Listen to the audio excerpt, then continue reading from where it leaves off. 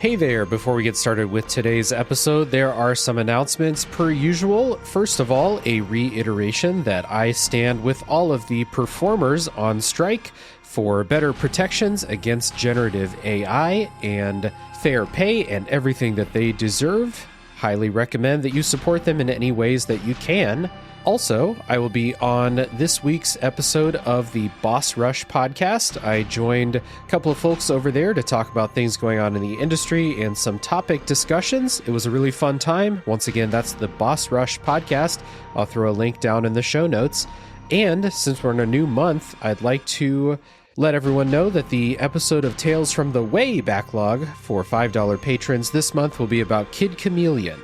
So you can head over to Patreon if you're interested in that. And let's not forget to thank the wonderful patrons that help support the show. Big shout out to Chris Nelson, the Top 3 Podcast crew, Chris Copleen, Eric Guess, Rick Firestone, Nick Fakori, Jill, Jeff, formerly Jerf, Kieran, Soccer, ZNA, Cupcake, Kyle, Christian S., Matt aka Stormageddon, JD, Doug Leaf, Jason Emery, Brian Skirsha, Randall, Jake Martin, Jenny E., Kurt Mattis, and many more. Big thank you to all of you, and with all of those announcements and thank yous, let's get on to today's episode about Like a Dragon, Infinite Wealth.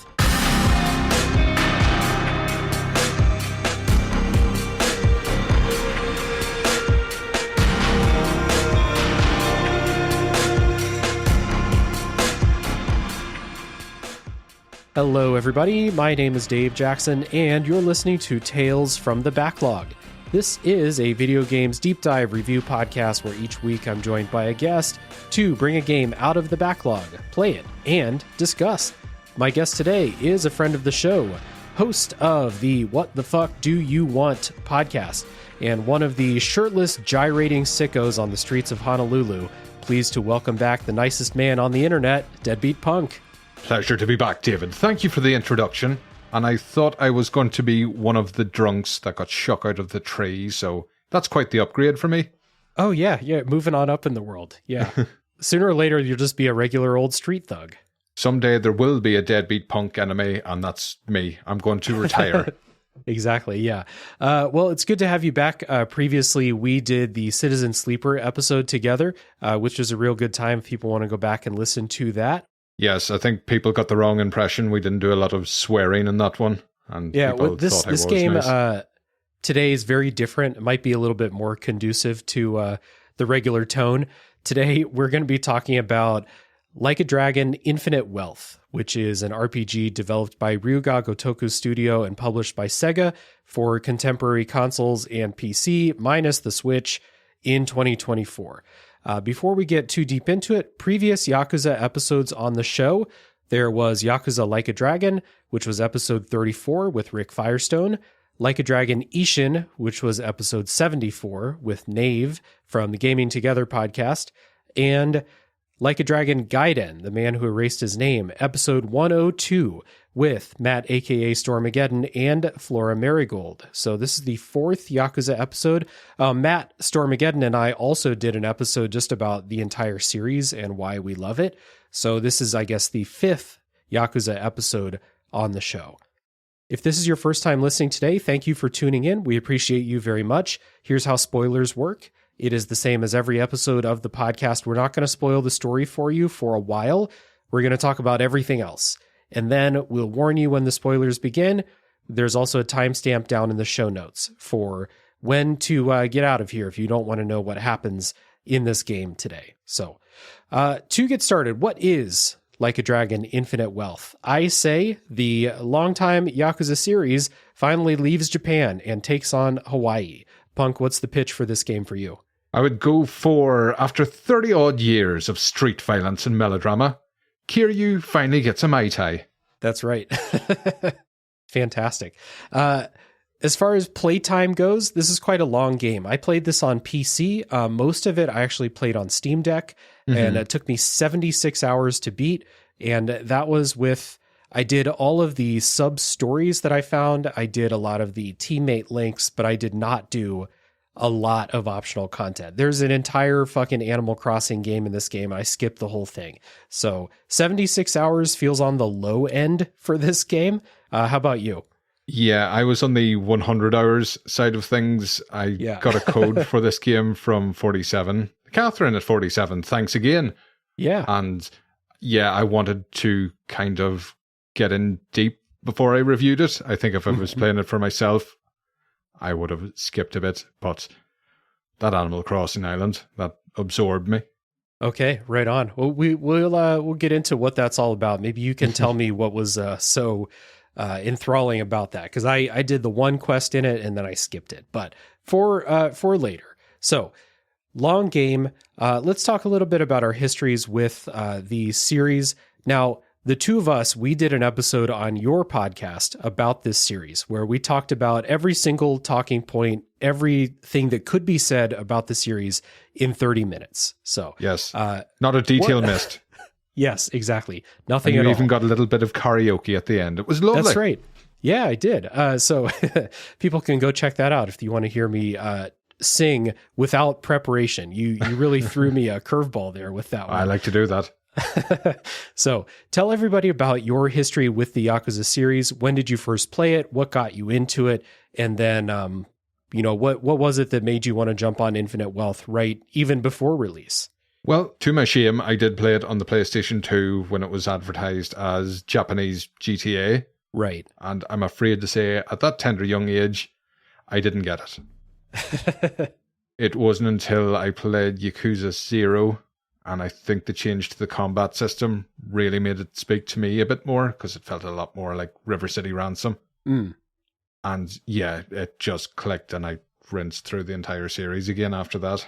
Yeah, it's definitely not Japanese GTA, so I'm glad that I didn't jump in like when that was the thing that was going around, because I probably really would have been like, no, this stage. sucks. Yeah. You can't hit people with hammers at all in this game. Well, you can, but not in the same way. Yeah, the Joker was Majima, so that novelty will stay with me. That's true. Yeah. For me, it's the same story that I've told many times on the podcast by now. But my so first, well, Dave. I will tell it again. Yeah, an encore, a quintuple encore, or something like that. Yakuza 0 was the first one for me. Played in 2019 or so. It was just because I just got a PS4. And I looked at those online lists of best PS4 games, and Yakuza 0 was on there. And I saw gameplay videos of Kiryu beating people over the head with motorcycles. And I was like, well, I got to try this. So I played that. And then it's just been a journey catching up. And this is the first game that I played right at release in the series, other than Gaiden, which is a side game. It's much smaller. This is the first like main series game that I've played right on release. And I love just how, well, I won't give it all away. People should go listen to the episode that we did on your show. But one of the things about the Yakuza series for me is that this series is uniquely, consistently good. There are over 10 games in the series that I've played now, and I can't think of another game series with this many games where I would say that I genuinely like all of them, and I think that they're all quite good. It's really, really impressive. Poor Mega Man. I've only played a couple Mega Man games. David. One for the way backlog. I like how you calling me David like you're my mom, scolding me. It's giving me complicated feelings right now. Saucy. So, to get into some opening thoughts here about Infinite Wealth. So, the main opening thought here is if you like the Yakuza series, you're definitely going to like this, I think. Mm-hmm. It is in line with the quality, all of the characteristics that make people like the series, the characterization, the melodrama, the goofy tone, the turn-based combat, that stuff is quite good. I think this game is too long, and there are some story things that really stretch way too long without really anything entertaining happening, in my opinion, which kind of like, I played this right when it came out. I played it for like a month, and then I took like several months break because I was just like, I don't want to play this right now. I'm tired. Mm-hmm. And then I picked it back up. I played like 40 hours in 2 weeks and finished the game out. So it was one where I got kind of tired of playing it. And I think it's a pacing issue. I don't see any reason why this game needs to be this long just to finish it. So there are parts that drag, but other than that, like, this is a quality Yakuza game. Fans of the series are going to like it. The dual protagonist setup that they have going on here, really for the first time since like Yakuza 4, when they have multiple protagonists. They have that going on here too. And that is pretty good. Like, I like that.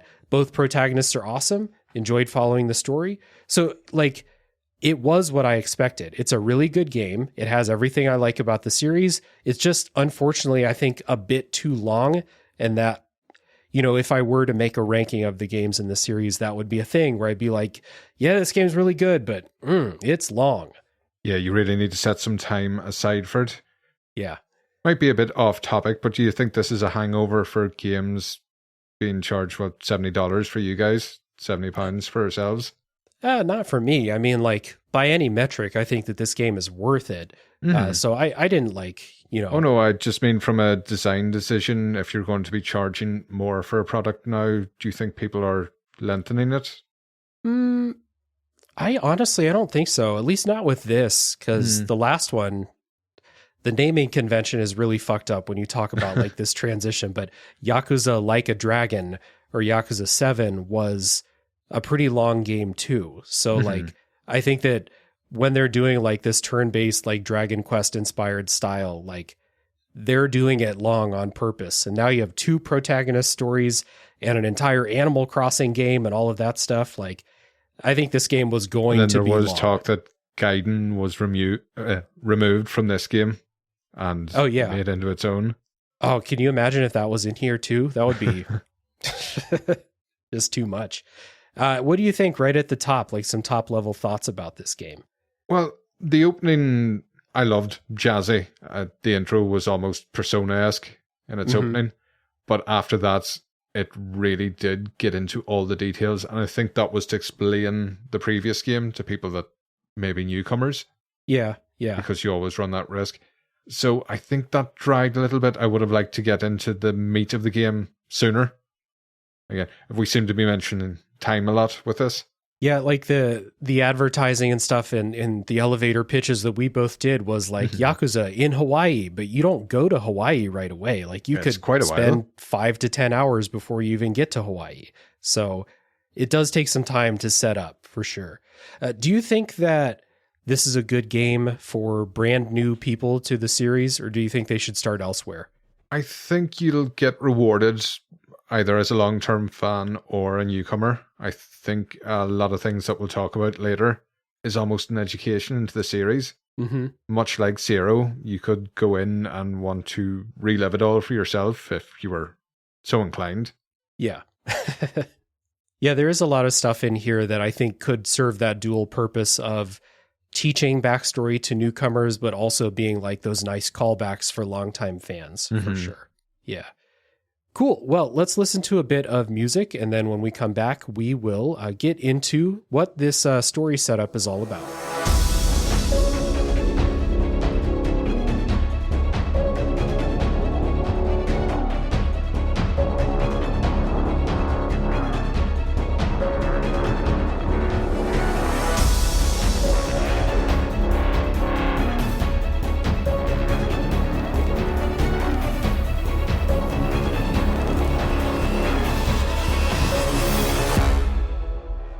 In Like a Dragon Infinite Wealth, you play once again as the wannabe Dragon Quest hero / Golden Retriever ex-Yakuza member Kasuga Ichiban.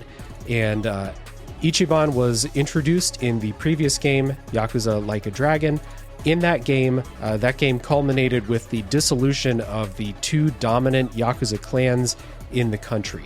So, at the beginning of this game, a lot of the ex-Yakuza members are having a hard time reintegrating into society for various reasons. Ichiban is helping them find legitimate jobs at a local temp agency, but a VTuber puts out a report that he's doing shady things, and that leads to him getting fired and having a whole bunch of free time on his hands. And a quick little side note here, the VTuber thing is an interesting thing. We'll kind of like put this in a place and time when, if someone were to play this like 30 years later or something like that. But seems like they're trying to make a point here that VTubers and YouTube reporters are pests. You do get that impression to begin with. And Yeah. you can kind of see why it's kind of easy, even in our pockets of gaming on social media. It's not hard to kick up a rumor. No, definitely not. So that plays a big part in how this story is like propelled forward. A lot of times it's not just straight up the Yakuza people dealing with each other. It's this VTuber has a report and now the heat is on or something like that. So big thing. And the VTuber always has an element of truth as a foundation. Yeah. These things did happen, but not the way they spin it. Yeah, for sure. So now Ichiban has a bunch of free time, and this causes him to follow one of his, ex-Yakuza mentees to a local Yakuza headquarters of the Seiryu clan, which is the dominant one in this story. The captain of the clan is also trying to continue this great dissolution plan, but enlists Ichiban's help for something else. So, Dave, We've talked about the start of this game now. Yeah. Up to this point, it takes a couple of hours to actually get to this point. Yes, it does. There is a segment where the gang gets back together and Ichiban gets his punch perm back out of nowhere. I guess the other two helped do it up again. Yeah. Really enjoyed that segment, but yeah, it took a while for this game to get going. Yeah, it's a lot of like... People have kind of moved on since the end of the previous game, and everyone's working. Like Ichiban has his job, Adachi has his job. Everyone's kind of moved on, and then it all goes to shit because of this VTuber's story. And then you do have like this getting the band back together type of thing going on. You have a little storyline where Ichiban goes on a date, and the characters help him get ready for the date, and they're all just so fucking stupid and. Like, there's such a great cast, and it's good to see them get back together at the beginning of this. Mm-hmm. So the task for Ichiban is that he needs to go to Hawaii and track down a woman who is important to the Seiryu clan. And the kicker is this woman also might be Ichiban's long-lost mother. Ichiban was an orphan who was raised by the local Yakuza clan as a child, raised in the bathhouse in the neighborhood. The soapland, yeah. So Ichiban has a chance to meet his mom and also help out this clan captain. So we're going on to Hawaii. But before we go there, let's talk a little bit about Ichiban as a character, because this is your first time on this podcast talking about the series. What is it about Ichiban that stands out to you as a protagonist? I think everybody says the same thing. I mean, you called him a golden retriever at the start of the episode. I always say he's a Labrador man. Yeah. Just that brainless, goofy, but loyal to a fault. Yes. And I think you do get a feel for that if you haven't played the previous game, even with him dating. And, you remember this man was incarcerated for a lot of his, from late teenage years up to midlife, really? Yep. So he's not street savvy. He's quite naive. And this does help get him into the situations he does. But he's so emotive in a series where we've come to respect like stoicism. Yeah. So it is a complete contrast to what we would be used to in other protagonists. Yeah, exactly. Like, so Kiryu, who is the protagonist of Yakuza 0 through 6, and he's also in this game as a dual protagonist. Kiryu's that stoic, strong, like, inspires the people around him due to his loyalty and, like, physical strength. It's like, you think of, like, in the Rocky movie when Ivan Drago says that it's like punching steel. Like, that's the feeling you get from Kiryu as well. You're just making him mad. Yeah, Ichiban just has like this infectious like positivity and inspiration about just who he is as this, like you said, super naive, super positive, super friendly, super loyal to a fault. All of those things. Like he gets himself in all of these situations because he wants to help everybody, and he believes that everybody can be the best version of themselves. Yeah. Like literally everybody. So he is slightly different from Kiryu, but a lot of those same qualities that make them both super likable as protagonists. Yeah. So we're going to Hawaii, and this was one thing that I was really excited for because this series is really known for, like, one of their biggest strengths is building these locations out, these small open worlds that are set in real world places or inspired by real places, and they basically just change the names. So this game, a lot of it takes place in Honolulu in the Waikiki Beach area. There's also sections in Yokohama and in Kamurocho, which Kamurocho is built based on the red light district in Tokyo. One of the strengths of the series is how they recreate not only what these places look like, but what they feel like to be there. Like, they somehow capture that atmosphere. And I think that having been to Hawaii, we went on our honeymoon in Hawaii. So I've been in this neighborhood where this game takes place. I've been in this and the red light district in Tokyo. They recreated, I think, that more relaxed feel of walking around like that beach area in Hawaii. And it's, this longtime strength of the series is continued here in this game, I think. Yeah, it is. The virtual tourism will always be a draw. Yeah. And again, I haven't got to visit these places yet. It's my only drawback was how technically similar Hawaii was to Japan, but I think there's no getting around that with the game engine.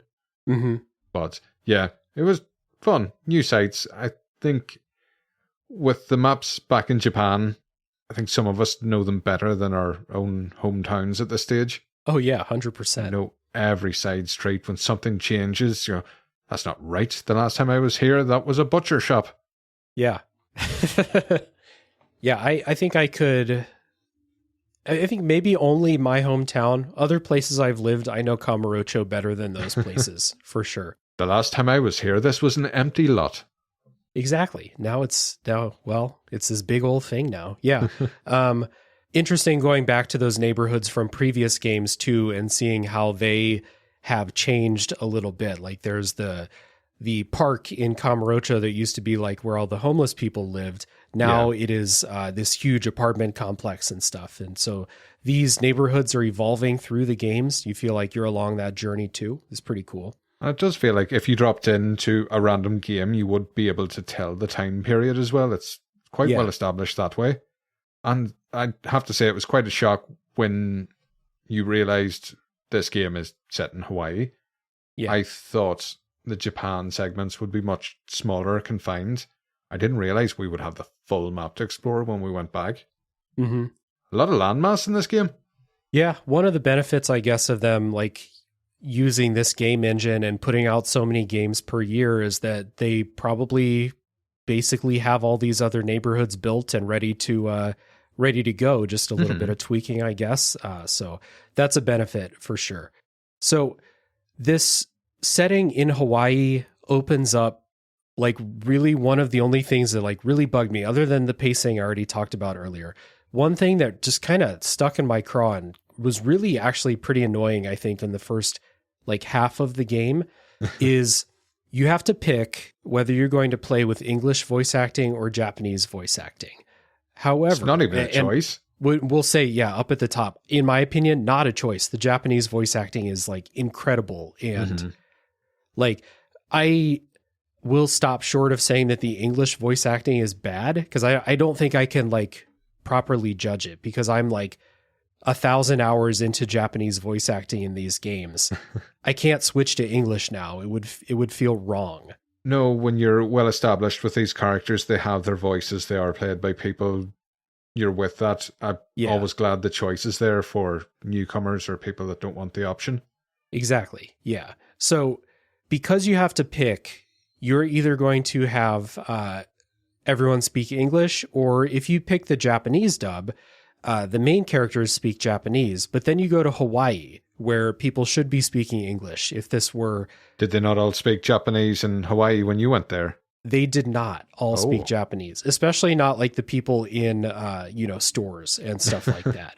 So it sets up a difficult, like, logistical situation, I think, when they pick this setting, but they want people to be speaking English in Hawaii because that's what they should be doing.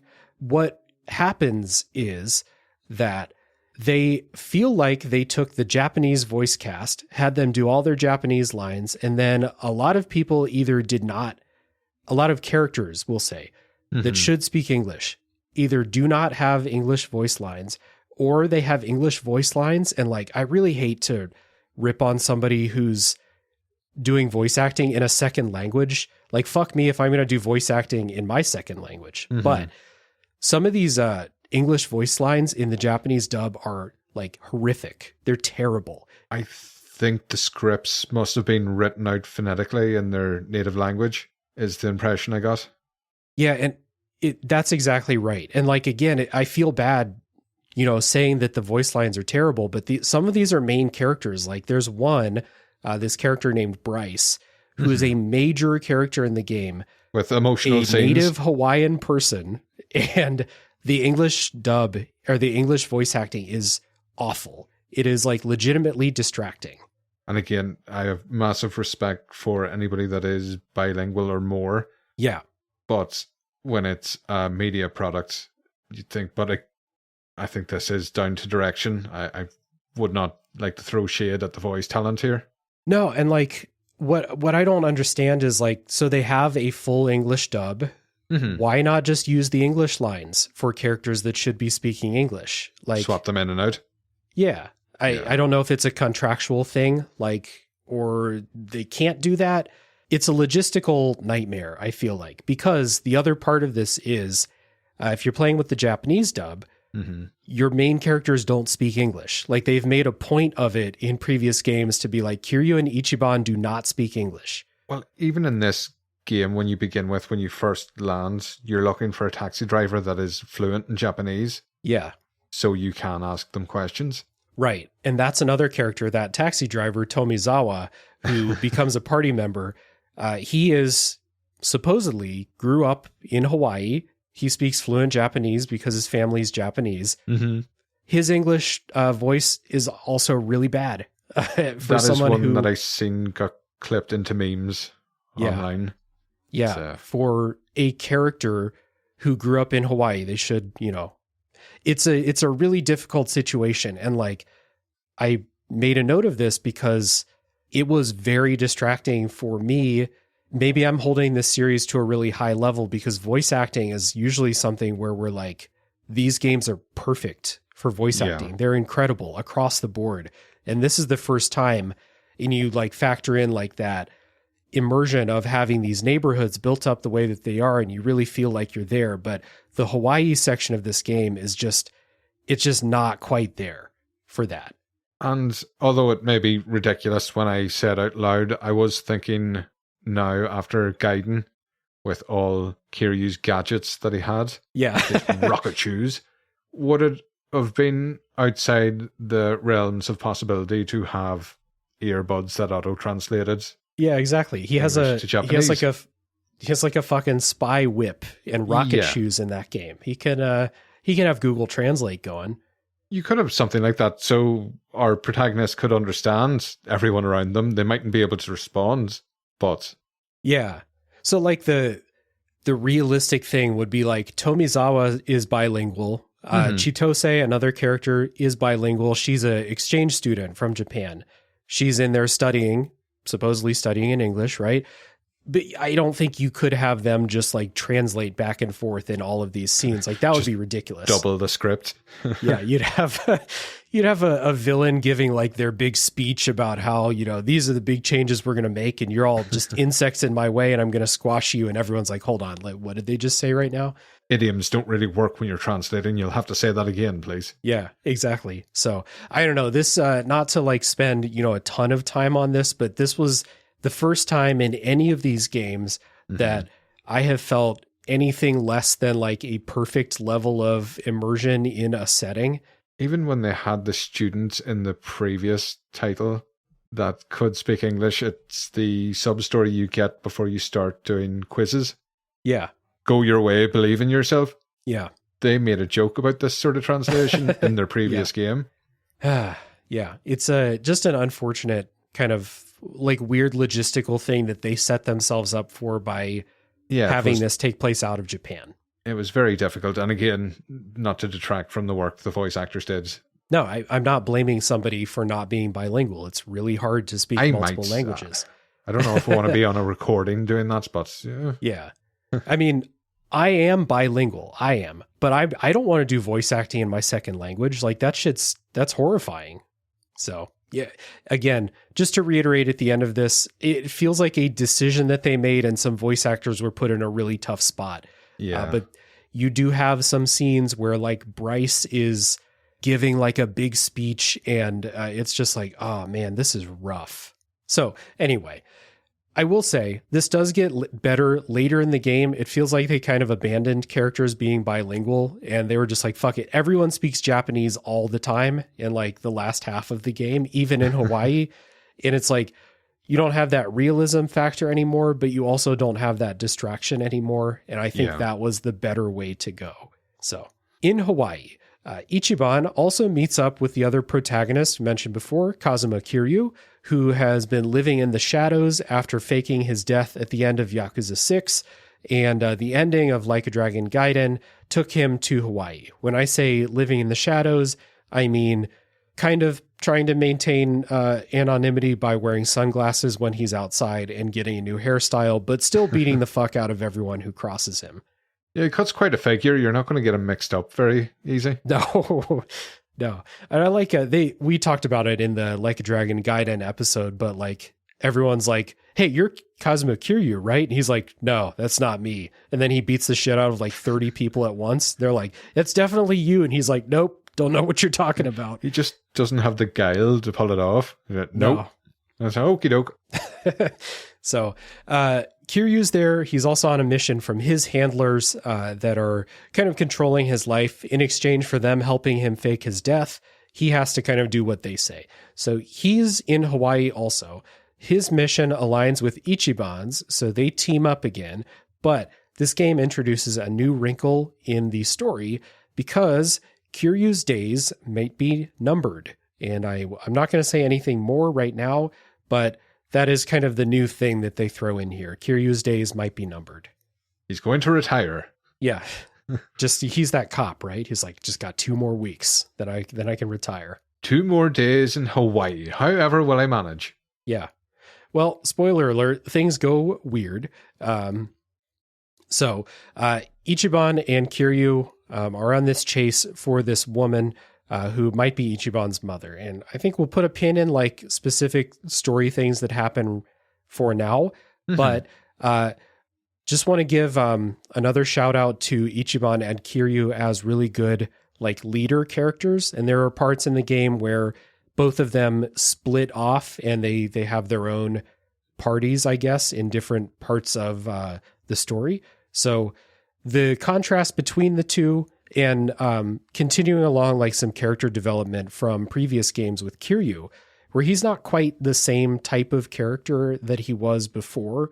He's older. He now has like this, like we said, this thing hanging over him.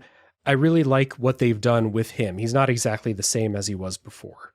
No, and learning to depend on a party. I do like how a core mechanic of the game actually worked its way into the story. Yeah. Ichiban's inspiring a new group of people to become heroes like him. Yeah. Whereas Kiryu's kind of not softening, but learning to rely on his friends. No, I was going to go on a tangent. I shan't. Okay, fair enough.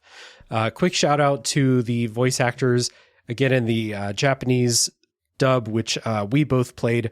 So Kazuhiro Nakaya as Ichiban and Takeshi Kuroda, longtime voice of Kiryu, is back for this one here. Both of them are incredible to the point where they could have gotten anyone to do the English voices. They would have sounded wrong in my head. Both of them embody these characters to me. They're great. It is when you look at a character, you hear the voice. Those are the voices they tend to belong to. Yeah, exactly. And it's not Mark Hamill for Majima for me, despite the first game. One quick note about like this dual protagonist setup, and we'll talk about this more in the spoiler section, but Ichiban is like the main character coming off of the previous game, and the game starts out as you playing as Ichiban. And I think if you laid them out side by side, you spend more time controlling Ichiban in this game. But this story feels like Kiryu's story to me. Ichiban's story takes a back seat, like halfway through, I would say. And this very much becomes a story about Kiryu and what's going on in his story. I think that could depend too on what type of player you were. I do wonder if newcomers would be less attached to Kiryu as you and I would be. That's true. Yeah. A lot of the stuff you're doing as Kiryu is, we'll say, referential to things in the past. And if you skipped all of that, like I spent a long time doing a lot of that stuff, but it is optional, a lot of it. So if you skipped all of that, then I think you're right. You could lean the other way.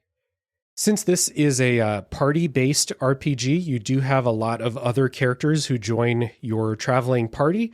Party members return from the previous game: the former cop Adachi, the former nurse Nanba, the hostess Saeko, the gangster turned chef in this game Zhao, local Korean mafia leaders Sunny and Jungi, and then a few new characters that they meet in Hawaii: Eric Tomizawa, the cab driver, like we talked about, and then Chitose Fujinomiya, who is a exchange student who you learn is an heiress to a giant corporation in Japan. So you've got a really diverse cast of characters. Like, they injected some youth into the group this time with Chitose, and Eric seems a bit younger. And then you have all like the older fuck ups like Ichiban and Nanba and Adachi and stuff from the previous game. It's a really eclectic party, we'll say. And I think that this party all has like a really good dynamic together, especially the best friend group of Ichiban, Nanba, and Adachi all together. They are just three idiots having the best time whenever they're all together. It's great. Yeah, it's very impressive, the chemistry they get going in this game, and they do splinter them all off at various points. And there isn't a bad duo. Every time two characters get lumped together, they always have something to talk about. There's back and forth between everyone. Yeah, really good writing, I think, like when characters are talking with each other. And then a lot of the characters in this game have their own personal storylines that you'll explore, like their backstories. And there's a lot of themes of making amends, getting closure for things that happened, or making peace with things that happened in the past, making amends with people from your past. A lot of the characters are going through this types of stories, and I thought these were all really good. And no characters overly like Ichiban. He wears everything on his sleeve. As soon as he bumps into somebody, he tells them about his situation. Yeah. Other characters, you need to earn their trust. The story evolves as the chapters go by. Yeah. It feels very organic. Exactly. Yeah. And kind of spearheading those, thinking about the past or making amends and things like that is Kiryu's story, which we'll talk about that in the spoiler section. Just a quick note, a little teaser for people. You can go around and Kiryu will see things that remind him of things that happened in the previous games. And these were really entertaining because they walk this line that the series always walks of being serious, being sentimental, being melodramatic, but also being some of the funniest shit that you'll see in video games. So like the one example I pulled out is he goes to a convenience store and he just kind of reminisces about, oh, I love, convenience stores, and each chain has their own specialty food. And I just think the food is delicious. I hope that one day I can try them all. But while this is happening, they show you a picture of him like throwing a dude through a store shelf. And so it's like a perfect encapsulation of like the two tones that these games always walk. They really were the ultimate Easter eggs of games. They're fantastic. So that's the main story. Let's talk about the sub stories a little bit too, or just, briefly talk about them, because those are where the two tones really shine. The main story of Yakuza games is always like high melodrama, people faking their own death and betrayals and all kinds of stuff like that, and grand master plans. The sub stories, or the side quests, are always full of these little, short stories. The gameplay in these usually amounts to you talk to somebody, they tell you their problem, you beat the shit out of some people, and then you solve their problem and everybody learns a lesson along the way.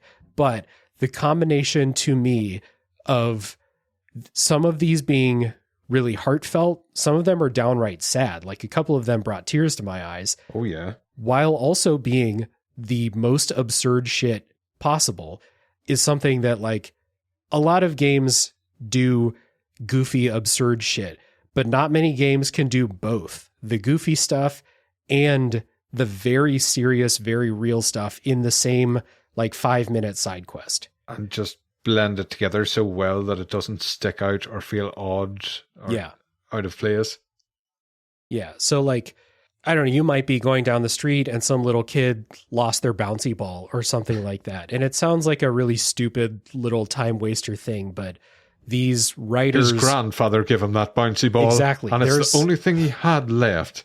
There is something hiding behind it. So like, I do recommend doing most of these sub-stories because you'll get that backstory, you'll get some goofs along the way. And like I said, this little kid lost his bouncy ball. The way you're going to get it back is you have to beat the shit out of 6 people and then get the ball back. An eccentric bouncy ball collector that forgot his way and forgot why he started collecting these in the first place, and then the two become best friends. Yeah. Crazy. And then last thing about story, just the customary shout out every single episode that we do, the shout out for the localization team for taking a game written in another language with jokes and puns and idioms and all of these things in another language and just making everything thoroughly entertaining, really funny. It's fantastic. So again, always want to shout these people out, the localizers. Ever since the remastered collection, they went back and cleaned up the scripts there. And it's such subtle yet vital work. Yeah. Yeah, it's fantastic. And there's some interviews that were done with people on the team giving examples of like, this joke in Japanese does not work if you literally translate it to English. It would make no sense at all. So here's how we have to find something completely different that carries the tone of the original joke, but is funny for English speakers. It's great. Yes, well done them. Yeah, absolutely.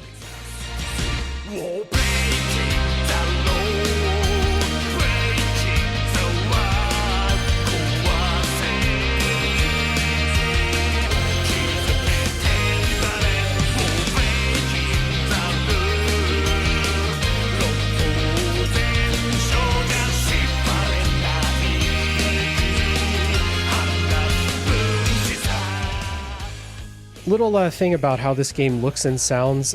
Just a quick shout out to the style. Yakuza games always go for the more photorealistic style, but within that, very recognizable character designs, I would say, and especially faces. The faces are always super memorable. You know, people have, big scars or just goofy looking faces. So they're going for that.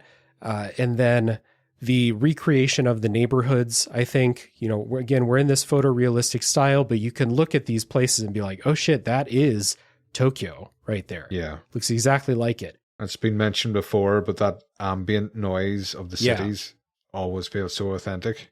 Yeah, and the sound design too is fantastic. The difference in the sound of the neighborhood in Honolulu versus the sound of the neighborhood in Tokyo.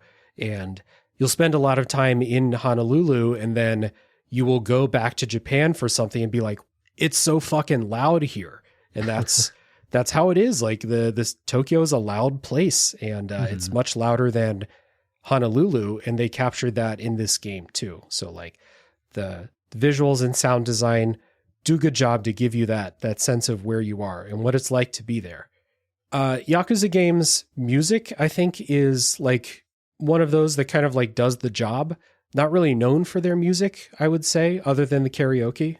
Don't know. There's a few battle themes, and I see a lot of workout playlists being composed of these songs. Yeah.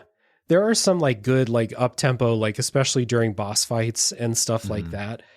There is one like really pivotal boss fight in this game where I noticed the music. I was like, this is incredible really right step now. It up. You know the one we're talking about, but we'll talk about it in the spoiler section. Because the previous game kind of introduced almost dubsteppy music to the combat scenes where you really wouldn't have had that before. Yeah. Great beating up people to good tunes. Yeah. And then you have the same songs that the series has been using for like over a decade at this point. The same song that plays when you start a sub-story, the same song that plays when people are learning their lesson at the end of a sub-story. All of those things, they're just like comforting things that you're like, yeah, this is my favorite pair of sweatpants. Like, this is comfortable. I did like when you got to Hawaii, anytime you recruited a new party member, it was like a tropical variant of the jingle. Yeah, the same, you got a new party member song, but it's on like a ukulele and like a steel drum or some shit. It entertained me.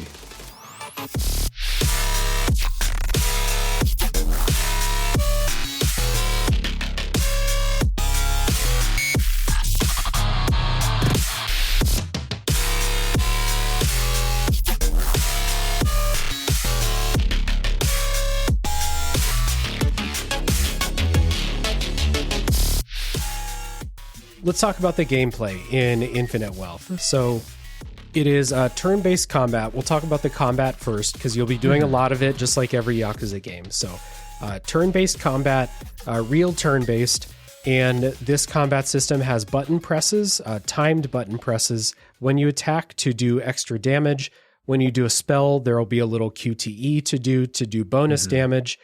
Sometimes you have to hit the QTE to get a special effect, like some spells or abilities will be like, you will get a critical hit if you get the timing thing down.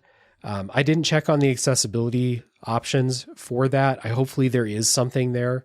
Yeah, even you've noticed the hold button instead of tapping in quite a few games now. So you would hope that's in there. Yeah, for sure. Because there are some that are like button mash X to do extra damage during this attack. So you have those timed elements. You can also do the time thing to reduce incoming damage, which is always really, really helpful when you get that. And then the combat system emphasizes elemental attacks and weaknesses. It emphasizes buffs and debuffs, status effects. Your level and gear are also quite important, especially when you get up into like more difficult stuff later in the game. How do you feel about this combat system? Well, I loved the previous one. It was a bit bare bones for turn-based combat, but Super Mario RPG, Paper Mario, I loved that input. Legend of Dragoon, it kind of keeps you more involved as you're playing. So you're not just tapping confirm for a few hours. And it is nice that each attack has different timing, different inputs.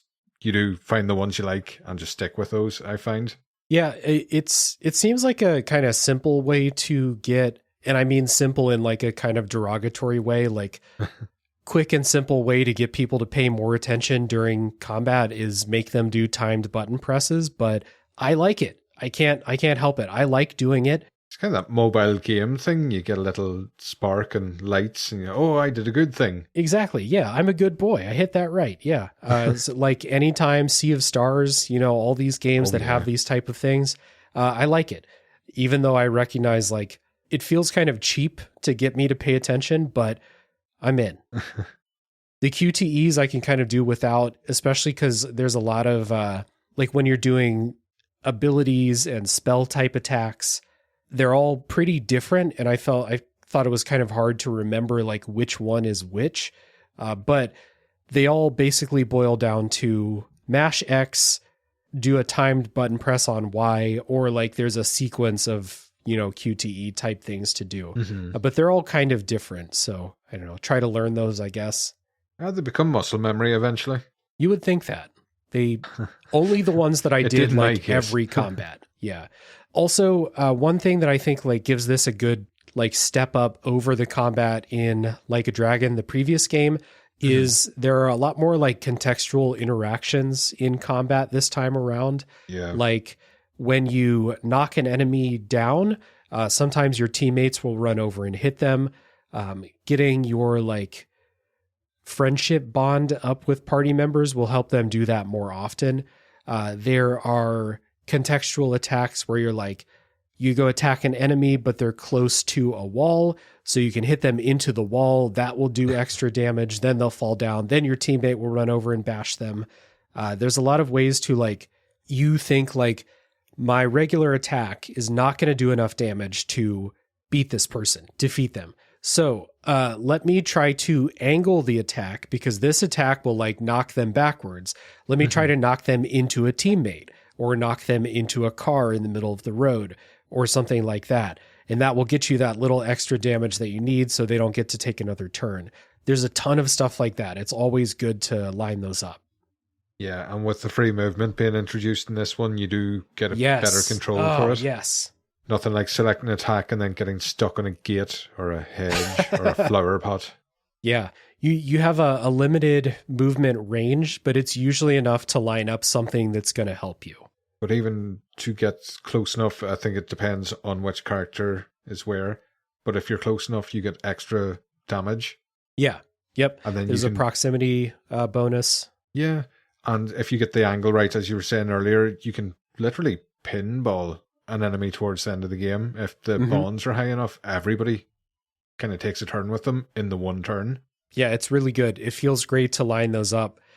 This game also introduces tag team attacks, where two party members will do this, like, special combo attack. And you have a gauge that's building up all the time that allows you to kind of do those. They don't use your magic points or anything like that.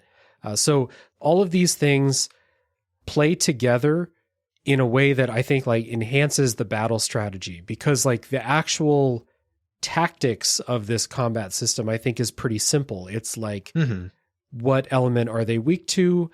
Can I put a debuff or a status effect on them? That's basically what you're trying to do. But then you also have all of this positioning to think about. Okay, this attack will launch them backwards into other stuff. This attack won't. Thinking about what all of these things do and how you can chain all this stuff together does elevate it, I think, above just, oh, they're weak to fire, use a fire attack, you know? I also found, and it's another small touch, but a brilliant one, Nanba in the last game, if he had certain items equipped, would recover MP whenever he attacked. This now happens across the board for all the characters. It helps, yeah. And again, if you're doing tag team attacks, both those characters will recover MP. So you're being encouraged to use your abilities where you kind of preserve them a little bit in the last title. Yeah. And I like that you don't run out of ability points as quickly as in that one, because it's that old thing, I'm going to save my powerful attacks for when I need them, and then you never use them. This game never really put me in that mindset. I felt okay to use my good attacks most of the time. Also, I don't remember if this was in the previous game, but it's not in a lot of RPGs like this. If enemies are much lower level than you, and this is important because enemies are roaming the streets in these levels, and there are a lot of enemies. So it is basically like having random battles. If they see you, they'll chase after you, and if they get close to you, a battle starts. But if they're much lower level, you can just press left trigger, I think, and they will. It is, yeah. Your character will knock them out in one hit. You get reduced experience, but you still get experience. You still get money. You still get job system points. It's also good if you were in an area looking for a certain item that was dropped by enemies. Yeah. At least you don't have to do the endless battles looking for it. Right. So that's good to just kind of speed things up a little bit. One other thing about the battle system is you have a bunch of special skills. Like, you think of them as like ultimate attacks. You also have a summon system called Pound Mates, where you can summon some of the more colorful NPCs to come in and do big attacks. Yeah. And the cutscenes are ridiculous. They are, you can tell that the animators are just having the time of their lives, like thinking like, what would it be like if you summoned a lobster to come attack your enemies? What would that summon animation be? And then they just go to town. Top work. Fantastic series. It's great. There's also a job system. So lots of jobs to choose from. And one of the things that like helps this stand out from many RPGs like this is this takes place in the real world. So it wouldn't make sense to have the standard black mage, white mage, thief, dragoon, and shit like that. The character classes are all, themed after real world things. So there is I forget what they call it, but there's real a life surfer jobs, class. like samurai or cowboy. You're right. Okay. All right. The desperado, as we know, we see desperados every day. There is a surfer class. There's the samurai. There's the desperado. There's special classes that only Ichiban and Kiryu get, called Hero and Dragon of Dojima. And then there's a bunch of others like Heiress, and there's one that's like based on yoga poses, and like there's a bunch of Hawaii themed classes. Yes, there's a fire dancing one. It was quite fun. Mm-hmm. And so they map onto like traditional classes, like the fire dancing one would be like a pyromancer or something like that. But they're all like fun and different enough. And they all feel like they can do multiple things. Like there's a class that specializes in buffs, but they also get a bunch of spells that they can use. And so these were a lot of fun to play around with. They were, and the job system is quite kind with letting you move abilities around once you change. Yes, it has that system where you can like master abilities, and then like you can change your class but use abilities from other classes as well. What classes did you particularly enjoy? Well, I didn't play around with Ichiban's or Kiryu's overly. I always find their default classes almost to be the best, unless you want to add a few abilities into the mix. Yeah, me too. The housekeeper one I found surprisingly brilliant. Okay. I didn't use that one. Yeah, I tried them all out just to see which would stick. And I normally like to give them jobs that I think they'll hate, because I'm kind of vindictive like that. Tomi, I had him as the desperado. That just seemed to work, but then kept a lot of his mechanic abilities into the mix. So electricity, nobody likes getting hit with that. Samurai, I definitely had the female ninja. I forget the title for it. Yeah, I forget what that was too. Yeah, just because it seemed to get almost 2 turns. The speed was high on that class. So yeah, it's one of those ones you experiment with. If you find abilities you like, move them over. It's mix and match. Fantastic. Yeah, it's pretty good. How about you? Any favorites? Yeah, I also didn't really mess with Ichiban or Kiryu's. I kept them as the standard ones, but Chitose I had as the tennis ace for a lot of the game, because that does gun damage, but it's just tennis balls. Adachi I had as a linebacker for a lot of the game. That was my samurai. It was great. We're in the US, so we have to have the football playing class. And then Tomizawa I had as the chef for most of the game. And actually, no, it's the surfer. The surfer has an ability, and I made sure to get this on most people, where they just pull out like a big ass frozen fish and just bash people with it. And I thought that was hilarious. So very hitman. Yeah, exactly. Yeah. So I had a lot of fun moving around jobs, and then I found the ones that seemed to like cover all different damage types, make sure somebody can heal, make sure someone can do, a couple of status effects, and then we're golden. And this turns out to be a game that like, once you have those covered, and if you're at the right level, then you're pretty good against most things. But it is a game where levels and gear are important too. Yeah. Outside of combat, there's a lot of stuff to take up your time too. So these are open worlds. You're going around, you can eat at restaurants, you can go visit the shops, all of that stuff. You can talk to people on the street. But the Yakuza series is most famous, I think, other than for being goofy as shit, for the amount of mini games and side activities that you can do.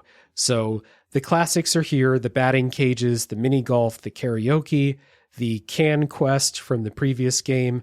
Lots of stuff is here.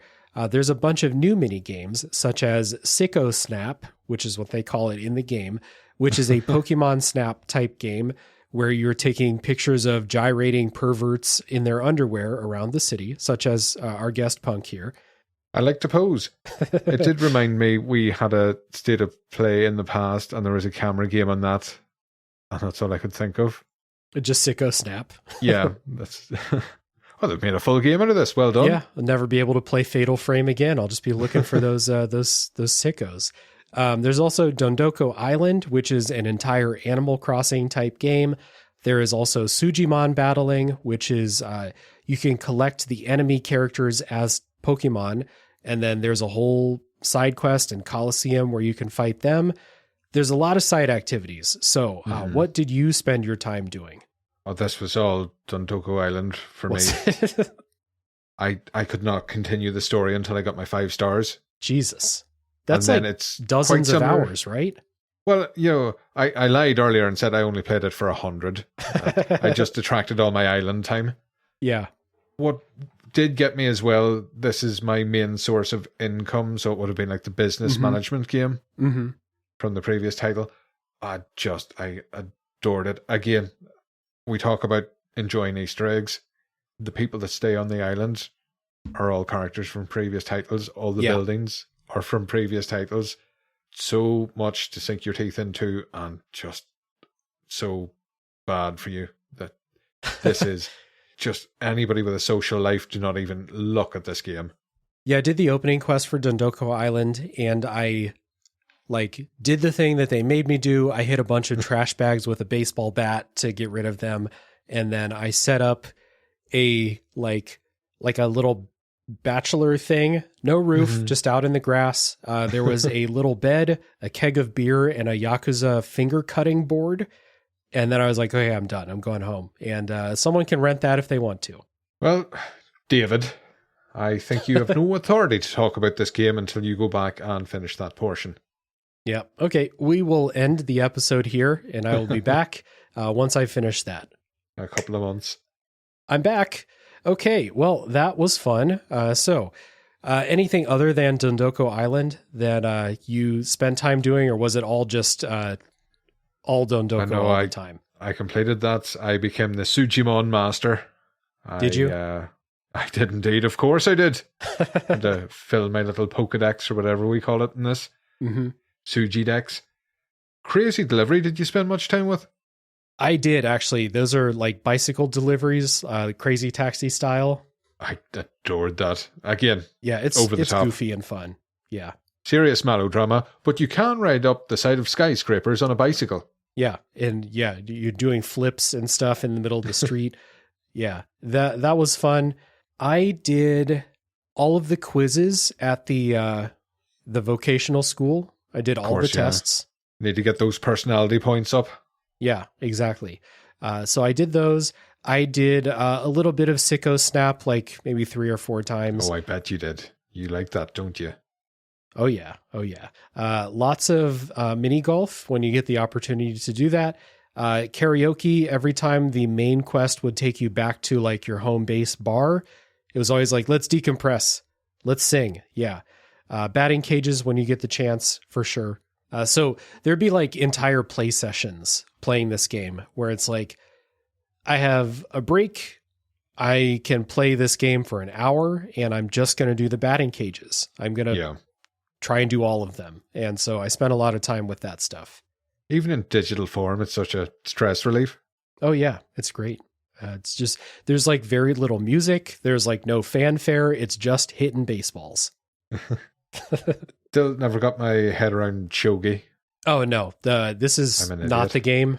No, maybe next time, but today is not the day when I learn how to play mahjong or shogi. Yeah, I'll never get full achievements. I just can't wrap my head around it.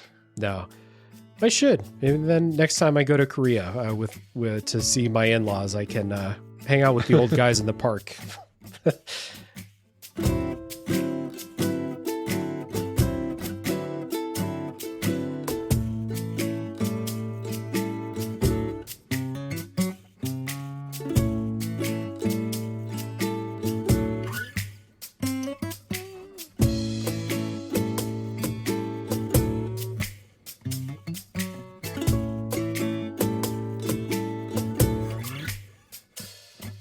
Okay, so I think this is the time to get into our wrap-up thoughts, recommendations, things like that before the spoilers start flying.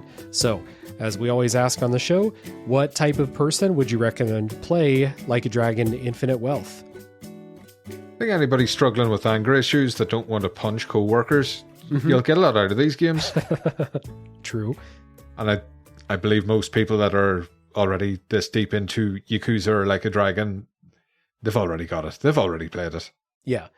The biggest group of people who would consider playing this, I think, are already in because they've probably played one of the other games. But in case this might be your first, it's not the worst one to start with.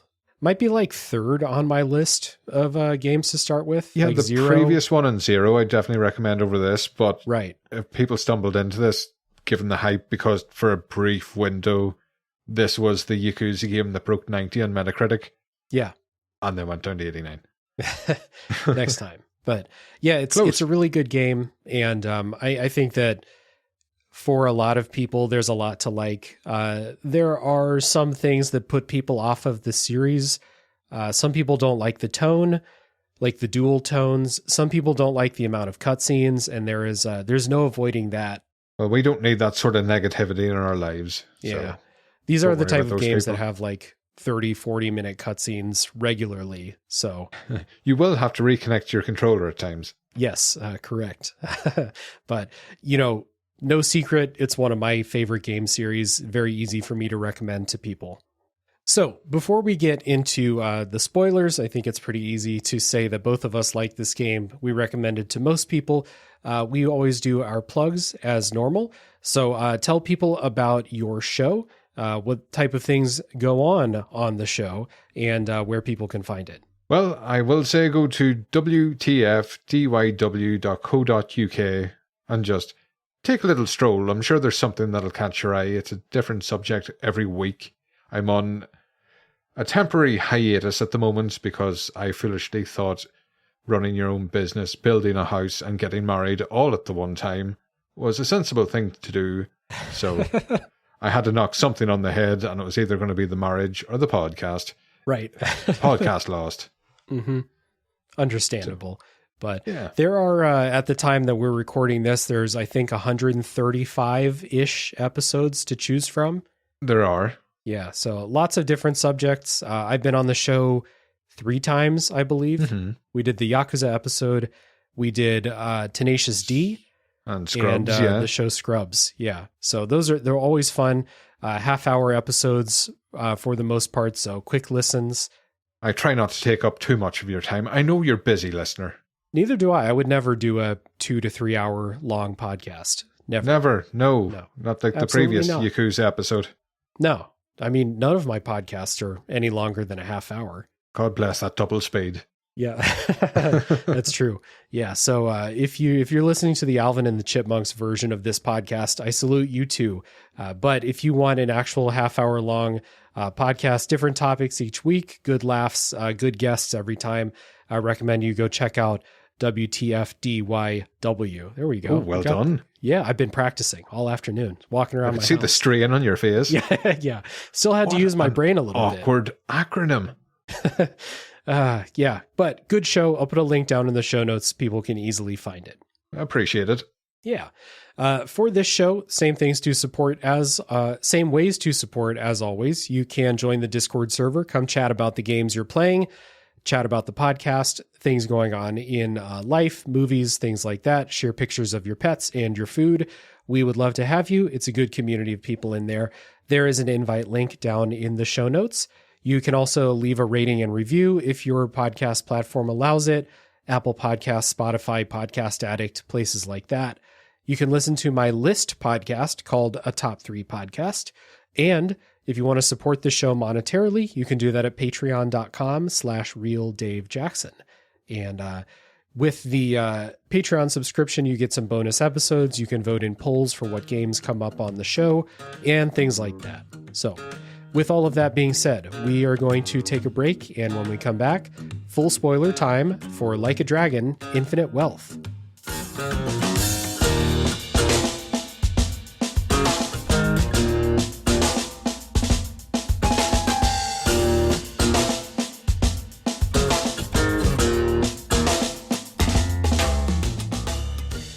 All right, we're back, and it's full spoiler time for Like a Dragon, Infinite Wealth. And we're going to begin the spoiler section just by talking about our favorite sub-stories. So, Punk, was there a sub-story that stood out to you as being most notable? One that stuck with me was the lemonade stand. Mm-hmm. And where to start with this? I think it's the ultimate Yakuza formula. Okay. I have another one on the list that I think is the perfect Yakuza sub-story, but this one's pretty good too. Well, we will compare. Yeah. It's not a competition. I know we've taken our shirts off for the spoiler section, but... That's right, yeah. Showing our tattoos and everything. I've drawn a tattoo in biro. You didn't go to the effort. So, on your travels, you come across a lemonade stand, which, Hawaii, you'd imagine, thirsty time. Yeah, it's hot, yeah. Run by a little lad named Tony. Mm-hmm. And everything I want in a sub-story. He's got brilliant lemonade, but having a brilliant product in this day and age does nothing. You need incredibly violent advertising. Yes. And who better than Ichiban? I do like at this point, when I did this, Kiryu is still in the party, and he kind of stands off to the side. Uh-huh. And I just love that thought of, oh, I remember when I used to get dragged into these sort of things. Yeah. He's like, I'm too old for this shit. You handle this. So to help this young lad out with his lemonade stand, you start off by handing out free samples to people. This already was brilliant because as you walk up to people with free samples, you can almost see their thoughts, or maybe you hear what they're murmuring. Yes. Yeah. And I say, oh, you poodle-headed prick. If you come up to me with the lemonade, I'll bite you. Yeah. So you don't give lemonade to those people. These are my favorites. Like, I wrote down some of these quotes from people. There's like, so you have a time limit, and you're only supposed to give lemonade to the people that want it. And so you'll walk up and someone will be saying like, day 2 of my no lemon cleanse. Or it's one of them says, apple juice is king. All other juice is the devil's piss. And I was like, this is so good. And then there's another one where someone says, if someone offers me a drink, I'm going to freak out. So you just turn the other way. And I am a contrarian, so these are the people I wanted to give the lemon juice to. Right. But probably I wanted to finish the sub-story too, so I didn't. Yeah. So you're given a time limit. You walk quite slowly because you don't want to spill the drinks. And you have to hand out all the free samples in time. Yeah. Which you do. Eventually, I think an influencer comes to the stand, gets a picture of it. Mm-hmm. That goes viral. He starts to get really busy. He's really raking the money in. And then we find out why he's gathering all this money. He spent a time in an orphanage, and Ms. Mao, who looked after him, he wants to get her a gift. Yeah. A tiara, of all things, because she said she liked the look of it one day. And they look expensive, and lemonade doesn't sell for a lot. Right. So he really has to up his numbers, which you help him. Of course, this is a young man's dream, and it's the Yakuza way to make it happen. Yes.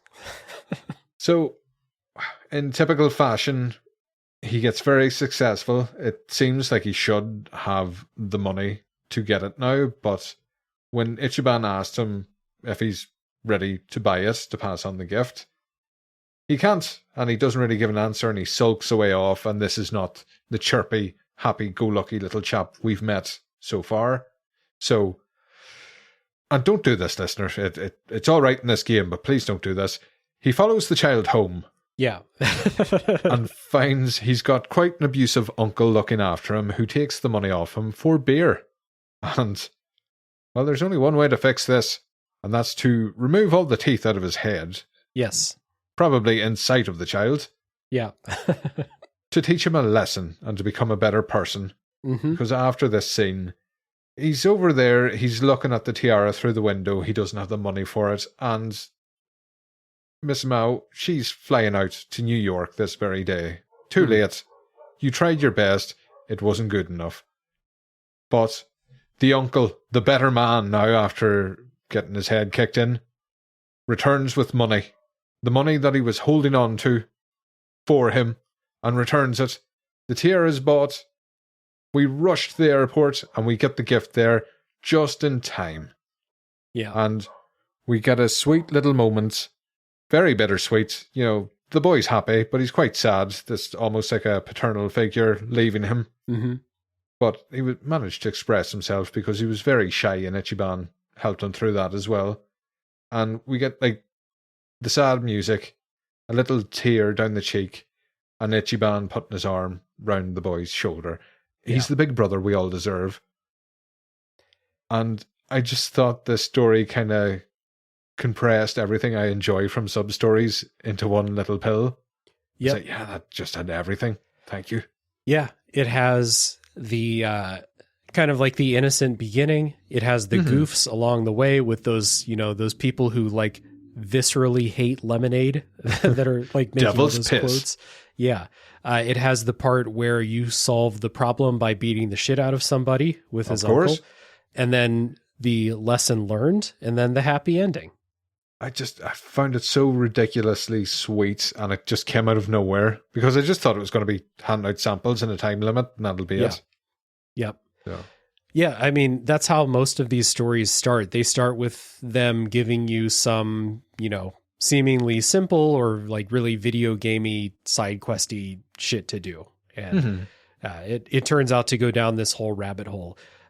The other one that I wrote down as my example of the quintessential Yakuza sub-story is the one with the woman who wants to see snow. So you find this this quest there's a guy who is trying to figure out a way to help his dying wife see snow. And that's a problem because they live in Hawaii where it's not probably going to snow there. So you meet this guy, you talk to him. He's like, I want to help my wife see snow. And you're like, okay, I will help because I'm Ichiban and I will help with anything. It starts off with him throwing snow cones on the ground. Yeah. You're trying to work out why he's doing this. Yeah. So it starts out like that, but you're like, okay, buddy, like, yeah, sure. I'll help you find snow, whatever. And then this ties in with one of the recurring joke characters in the game, which is the baby fetish guys who have been in most Yakuza games for like the last several. So they're here. And the way this starts is you go to the mall and a stroller tumbles down the escalator and then like flies out of the shopping mall and you have to chase it down on the streets. And you do like the chasing mini game with the stroller. It's like extremely Naked Gun with the stroller going everywhere. Then you catch up to it and it has a grown man inside and it's the baby fetish Yakuza boss from the previous game. And it turns out him and his entire clan of baby fetish guys are on vacation in Hawaii. So it was the moment where you finally catch the pram and the rest of them accuse you of trying to steal a baby. Yeah. So it's like goofy as shit right there. And at this point, you don't know that it's tied in with this snow quest for this dying wife. But they offer to help once they figure out what's going on because they figured out that diaper absorbent like powder mixed with snow cone looks like snow. So that's what you're going to do. The fetish guys brought a ton of this diaper absorbent chemical with them to Hawaii, and they're going to like unselfishly give that all up to make this woman's dream come true. So they get up on the roof of the building where they live, and they do this in this like fake snow is flying everywhere. And this guy talks to his wife and she thanks him for like making her dream come true. And they have this really touching conversation and she dies during the scene. And it's like extremely sad and heartfelt. And then the camera cuts to the roof and the guys in their diapers are up there passed out after all of this work to make all this snow. So that one also has all of these elements to it. I'd had that sweet message too when they were having their heart to heart. It's like, why did you waste so much time trying to make my dream? It was time we could have spent together. Yeah. You didn't have to do this. Yeah. And that is something we forget. I became a better person because of this game. I'll admit that. Yeah. 100%. This quest for sure. But that has all of these elements. Like it has what I think is one of the funniest moments of the game when you're chasing a stroller in this Naked Gun scene. And then it also has a part that brought tears to my eyes. Not much longer, And then made me laugh again when it cuts to the roof and the diaper guys are up on the roof. And it feels natural. It feels in game when it's all connected. It doesn't feel like this happened in an alternative universe. No, these games like have built up the bandwidth to do that whole range of emotions. Yeah, because we've met, as you've said, we've met the baby Yakuza before. Yeah. And despite their fetish, which there's no shame in, they're really hearts of gold underneath there. It was the baby formula last time. Yeah, exactly. Yeah. I remember the quest from Like a Dragon, the emergency call for baby formula. Yeah. So those two quests, big examples of what make these sub-stories worth doing. Definitely felt like standouts. Yeah. There's another one where Ichiban's pet crayfish, who he could not bear to leave in Japan, so he somehow took to Hawaii with him. Nancy's with us. There is an option to take Nancy. There's I would never option? Dream of not taking her. Oh, there's an option to say no? Yeah. Did anybody use that? Or did it change the outcome? Because I hope she snuck along anyway. I would think that she probably did. I hope that nobody listening to this show would be heartless enough to say no to Nancy. Delete the episode if you did. Negativity in life? No. Yeah. Especially not to Nancy. She's so sweet. So Nancy's in Hawaii and she falls in love with a hermit crab with the fanciest like mirror shell on the beach.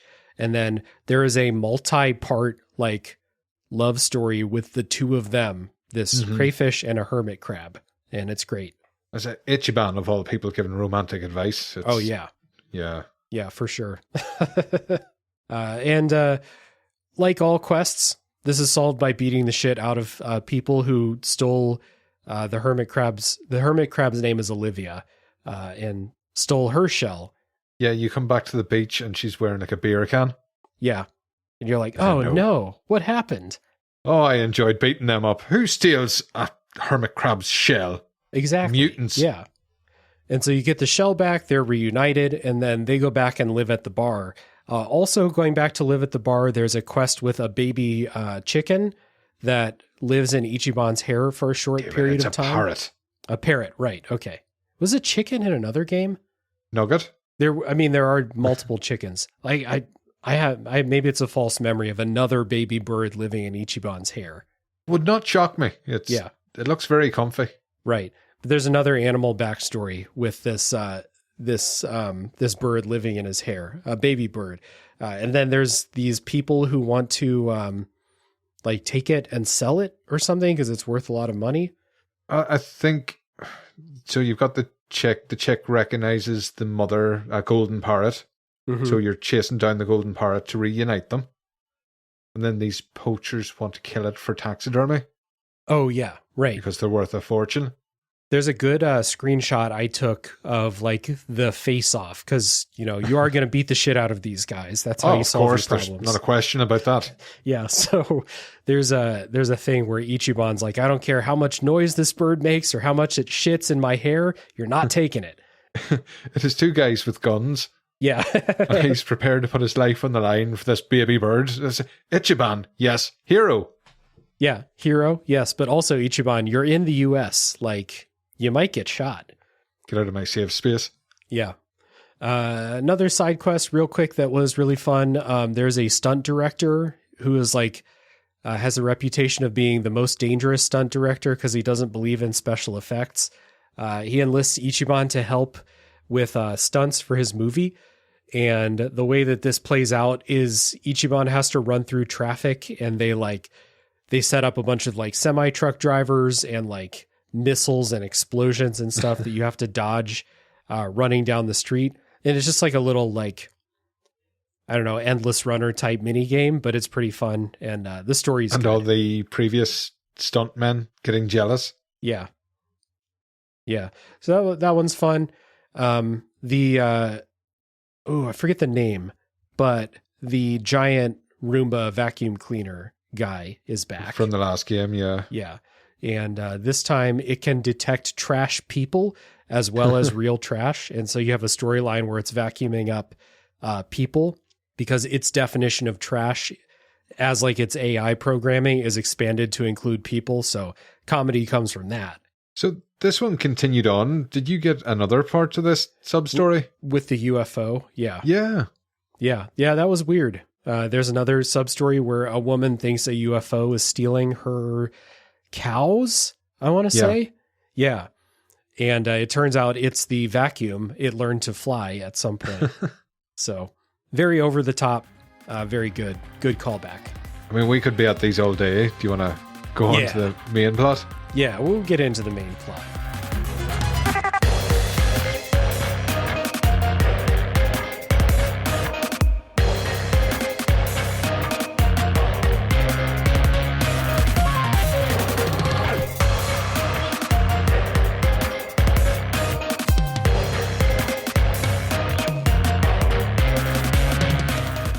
So let's start with Ichiban's story. And we'll do Ichiban's story, we'll talk about Kiryu's, and then we'll bring them together at the end. So the story actually begins, and I didn't say this in the non-spoiler part, not because it's a giant spoiler, but because, well, we have a lot to talk about anyway. So the story begins with Ichiban going through that stuff with the VTuber ruining his life, but also he decides that he wanted to propose to Saeko, who was one of the party members in the first game. She is a party member later in this game, but for a while, she is not part of the picture because Ichiban works up the courage, gets ready with Nanba and Adachi to go on the first date. And on the first date, he proposes to her and she just kind of walks away and disappears from his life for a while.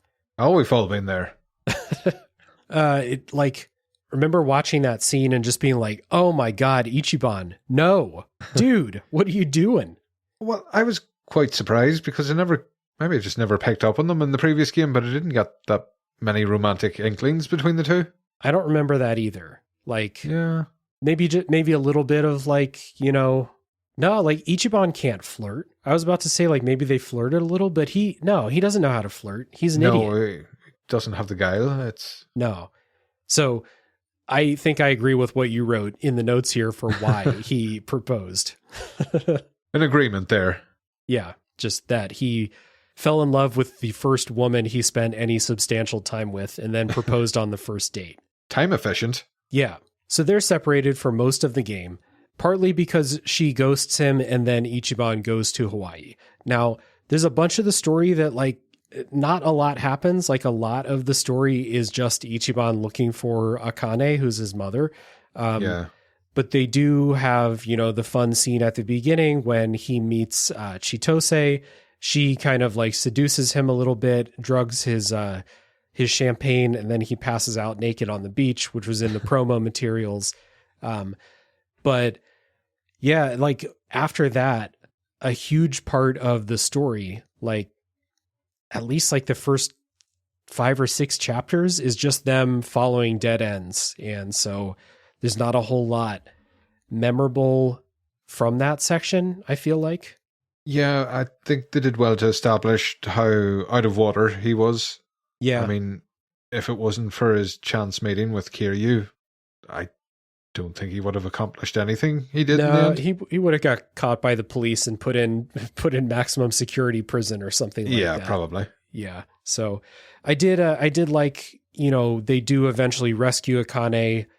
They find out why she's wanted. It's not actually her. It's the little girl she's, leading around named Lani. But the reunion between Ichiban and his mom is delayed for a while because they're on the run for a long time. But then they do have a really nice, heartfelt scene on the beach where it's not like this. I don't know. It's not what you might expect in your head. It's not Hollywood. No, not Hollywood. But there's a really good scene where Ichiban has been carrying his father's ashes around in a necklace. He gives those to her. And there is a very emotional, the facade breaks from her. And she just kind of loses it that he's dead now. I also enjoyed this because up to this point, she'd been protecting a child against the odds. Yeah. Really dangerous people, very narrowly escaped with the child's safety. This is something she's prepared to do. This is a hero's task. Yeah. This is something Ichiban respects. And in the same light, she sees what Ichiban's doing for what's practically a complete stranger, just because it's the right thing to do. So I think at this point, they've really got a feel for each other. They know what type of people they are. Yeah. But it's just done very subtly. Yeah, it's a good scene. And it's not like drawn out for a really long time. They really only get like this one scene where they reunite, and then shit hits the fan again, and it's never really revisited. Like, I think that scene on the beach is almost the end of Ichiban's story in this game. There are things that he does with other characters. You know, he leads the charge against Bryce at the end, but that was Chitose's moment at the end of the game. His story, I think, kind of finishes at this point, which is, you know, well before the end.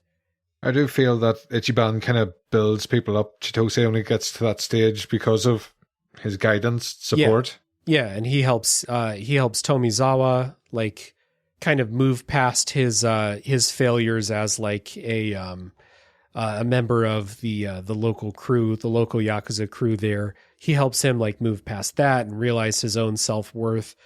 He helps Tomizawa, if you do the drink links, helps him kind of like make peace with his lost love, helps Chitose to kind of make peace with or kind of reconnect with this mentor figure that's like living on the island there, Gramps. Yeah, almost like her grandfather. Yeah, who you beat the shit out of, which I thought was fun. I thought was very funny. It's like you get into a fight with him and it's just a picture of an old man. Like he is just an old ass guy and you just beat the shit out of him. But, you know, that's how you solve problems. He's the rock bottom dragon. He just brings everybody up. It's fantastic. Exactly. And then at the end, there is the resolution of the story with Saiko. I thought that this story was just like got off to a strong start, and then like it went so long without being a part of the game, really. Like Ichiban talks about her and other people, like there's like this feeling that Chitose might like Ichiban, or like there might be something there, but every time that starts to like grow a little bit, people are like, nah, he's obsessed with this other woman still. So that kind of gets nipped. Trying to recall who it was that actually mentioned her to Saiko. And it does get a reaction when she hears that he's running around Hawaii with a young woman. Oh, it might have been Nanba then when they go back to Japan. It's like something he'd do, yeah. Yeah, he's an idiot too. So, but yeah, at the end, so when they go back to Japan, there's this nice scene before the final chapter. They have like this, you know, night, everyone's drinking. Ichiban and her catch up and agree to hash things out if they make it after the final mission. And then they do, of course. And then at the end, Ichiban, he's learned along the way through many, many conversations, like how he fucked this up. That he just kind of like spilling his guts about everything that he felt and everything that he envisioned for the future with her and all of those things, and not really considering what she wanted her life to be like, which put her off and like made her distance herself. So he apologizes for that, tells her that he loves her, things like that. She says that she loves him too. And then because Ichiban is an idiot, he rips off his jacket and he's got a t-shirt, a custom shirt that says, I love Saiko. And he's made her a shirt that says, I love Ichiban. And he's like, this is great. We can wear these together. And she gets embarrassed and runs away. And Nanba in the bar is looking out the window and he just says, you can't fix stupid. Nothing says love like merchandise. Bye. Yeah. I love it. Yeah. So I don't know. Do you think that this like accomplished anything, or do you think they're going to start with this weird like tension in the next game? I don't think it'll be as much tension as we expect. I think it will start off that they are a couple again. But I think, there's no change in Ichiban. He's always going to put his foot in it. So this is just like temporary embarrassment. She's just like, oh my God, this fucking guy. We'll try again tomorrow. Good days and bad days. Yeah, for sure. It will be interesting to, I guess, see, because I can't imagine him in a relationship. So it will be interesting to see that if that's where they go. Well, it is. As we said earlier, he has got a lot to learn. He missed out on his formative years, so. Yeah. you can't punch yourself happier in a relationship. That's true. Yeah. Apparently.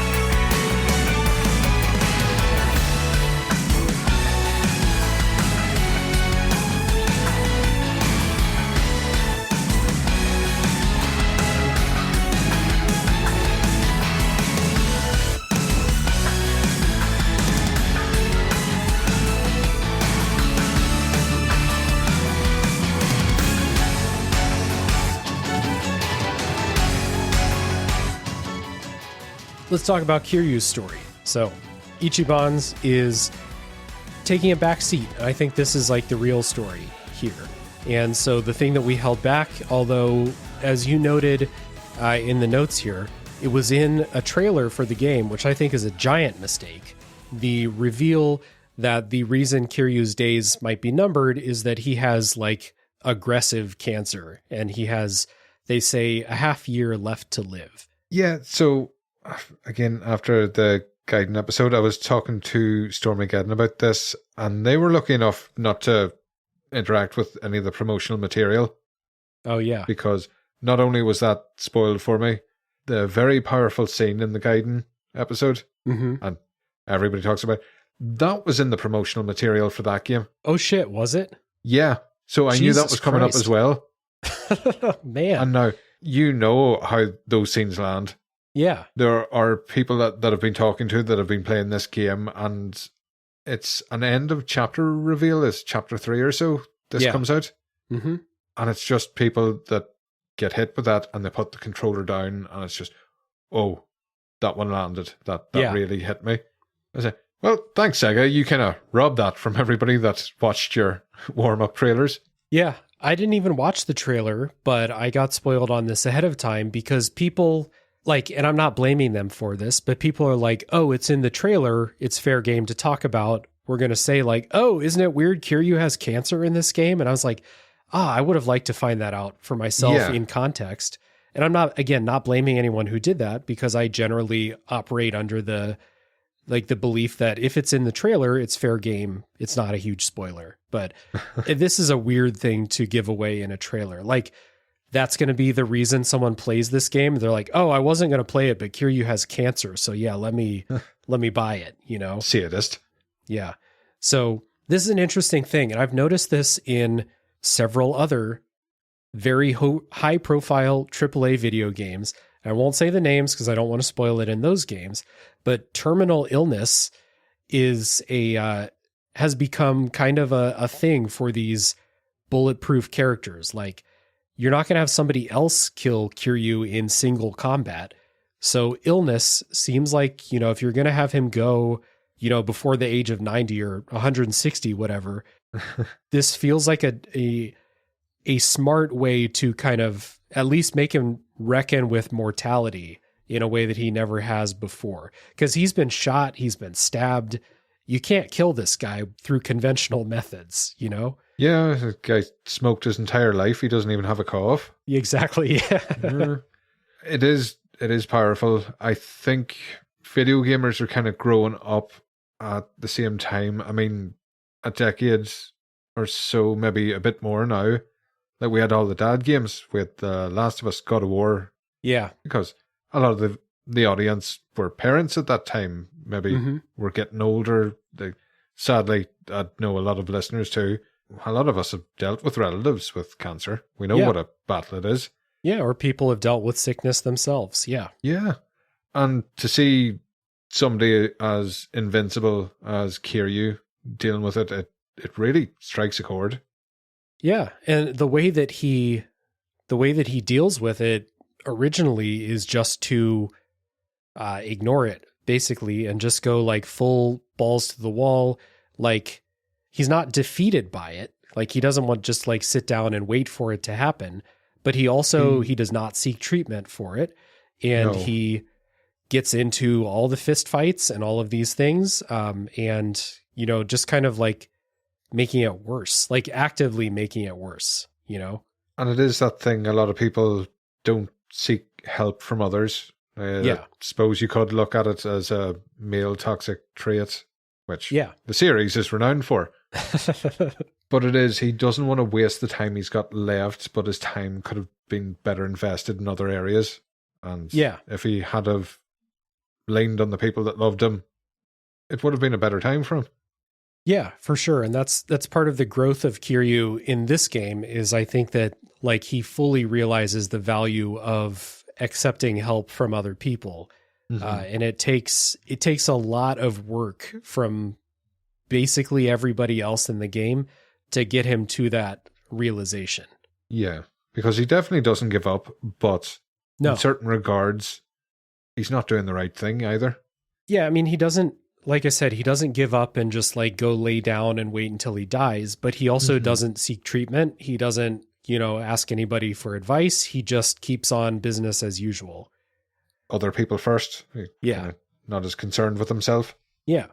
So I think there's a couple things that really help to kind of spearhead the growth for Kiryu in this game. The first one is the people in the party, especially in the early Hawaii section. Ichiban lays into him at least once in the game for basically not living out the rest of his days doing what he wants to do, and I think he says like living the rest of his life on the Daidoji's leash. Yeah. So he yells at him for that. Kiryu doesn't exactly like disagree with that, but he doesn't want to talk about it, which is, you know, very Kiryu. I did find this part, and I think Ichiban carries some of the blame. Whenever they got into a fight, I've got Kiryu at my side if we can do anything. It's like, he was rushing into dangerous situations with him. Fair enough, he didn't realize at that time, I think, that Kiryu wasn't well. Yeah. But it's like, he really made that man push himself to the limits. Yeah. There are like a bunch of situations where it's like, even if Kiryu's well enough to fist fight a bunch of people, maybe he shouldn't be charging into a burning forest and things like that. He's an older man. Yeah. Don't make him fight somebody with a crowbar. Yeah, exactly. So there's that. There's the part where Kiryu recognizes that it's not just Akane that they're trying to protect. It's this little girl, Lani, where I think that he sees Akane and Lani as he sees himself and Haruka from the previous games. So he is inspired by that too, I think. So we do get that short flash between the two when he's looking at a picture, I think, maybe. Maybe I'm not as smart as I thought I was making that connection. Maybe they just show you that in the game. I think Ian Bright says it at a point, yes. Okay, well, there we go. Yeah, so he remembers that, and that gives him a little bit of inspiration. And then there's a part in the game where he gets into a fight. His illness has progressed to the point where he like physically can't do it. He coughs up blood. They capture him, things like that. You have to go rescue him, and then he gets on a plane and goes back to Japan. And he doesn't seek treatment in Japan, but they're like, we got to at least get you on home soil, I guess. No, but what is this? Kiryu's first failure? This is the first time he's had to palm a task off to somebody else. Yeah, that's true. Yeah. So this is a low point for the character. I know he's that stoic. He doesn't go through the traditional methods, but like he's low at this point. Yeah. Yeah, for sure. There's a child that needs saved and he couldn't do it. That's his core character. Yeah, that's a good point. He basically has to say like, okay, Ichiban, this is yours. Nanba takes him back to Japan. So the big thing, I think, is that when he's in Japan, he meets up with Date, who comes back. First, he writes his bucket list, and that opens up this thing where you go around town and you reminisce about things that happened in previous games, like the cabaret club managing, throwing people through glass plate windows in convenience stores, throwing people off of bridges, which I thought was great. And then Oh, there's the other ones that you mentioned where he mentions the side story games where he's like, I had a weird dream where I was in the Sengoku period or whatever the fuck the period the Ishin game took place in, or I had a weird dream where Kamurocho was overrun by zombies and I had a giant gun. Really weird. I did like, because they cover all games, every single one in the series, and then managed to squeeze in the spin-offs as well. Yeah. A lovely trip down memory lane. Yeah. It was great. Like I did all of those, every single one of them. You need to, because the next optional thing is the optional quests with Date. And in order to get all of them, you have to do all of these like bucket list reminiscing like collectibles, basically. But I really liked this side chain with Date, who shows up again. He is like one of Kiryu's only real friends in the entire series, basically. And I don't mean like someone that Kiryu worked with, like actually a friend, you know? Because Kiryu doesn't think he has any regrets at all in his life until Date makes him sit down, actually think about it, do the bucket list. Yeah, for sure. So the way this plays out with Date, and again, like Kiryu, if you're following along and you like don't know what's going on, Kiryu's supposed to be like out of sight. He's not supposed to be reconnecting with people from his past. So Date, like... Kiryu's dead. This is Joiru. Exactly. Yeah. Or Suzuki-san or something like that. So Kiryu finds, or Date finds all of these loopholes that allow Kiryu to go reconnect or at least see the people from his past and help him, like, in Kiryu's mind, help him make peace with where everybody is. But I think Date knows that what this is actually going to do is to inspire Kiryu to try to be there for these people later in life, or to stick around at the very least. So did you do all of these? Oh, of course I did. Yeah. Didn't miss a one. Nope. Same here. And I forget what it was, but I did all the reminiscing things. I did all of the side quests that I could find. In order to unlock the last one, I had to grind restaurants. I had to go to all the restaurants, buy all the food to get those the little personality bonuses to get up to that highest level. Because I was under the impression that maybe it was a story progression thing, but when I was getting quite late in chapters, it's like, this still hasn't unlocked. Yeah. So yeah, I think I had to do the same. Yeah. But, you know, I had like $10 million or whatever at that point in the game, so it's easy to just hit up every restaurant in town, buy everything on the menu, and you get those little bonuses. But it was kind of annoying. But anyway, other than the final one, were there any of these that you thought were especially good? Kiryu seeing the people from his past? Dave, I'm not going to lie. Every one of them I enjoyed. It was such an ultimate trip down memory lane. And then it was doing this part of it that made me realize, really, since the first title, how many years I've been playing along with this. And I don't think I've got many franchises with that connection. No, there is serious history here with people who played these games. Yeah. I will say, so there's like 9 of these or something like that. I will say that all 9 of them, even if they're not my favorite characters from the past games, all of them were instantly like, oh, it's those people. I remember them. Oh, yeah. I remember those stories.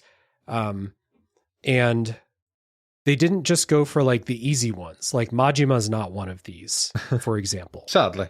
Yeah, so it would have been good to see him there, but Majima has his own role in the story.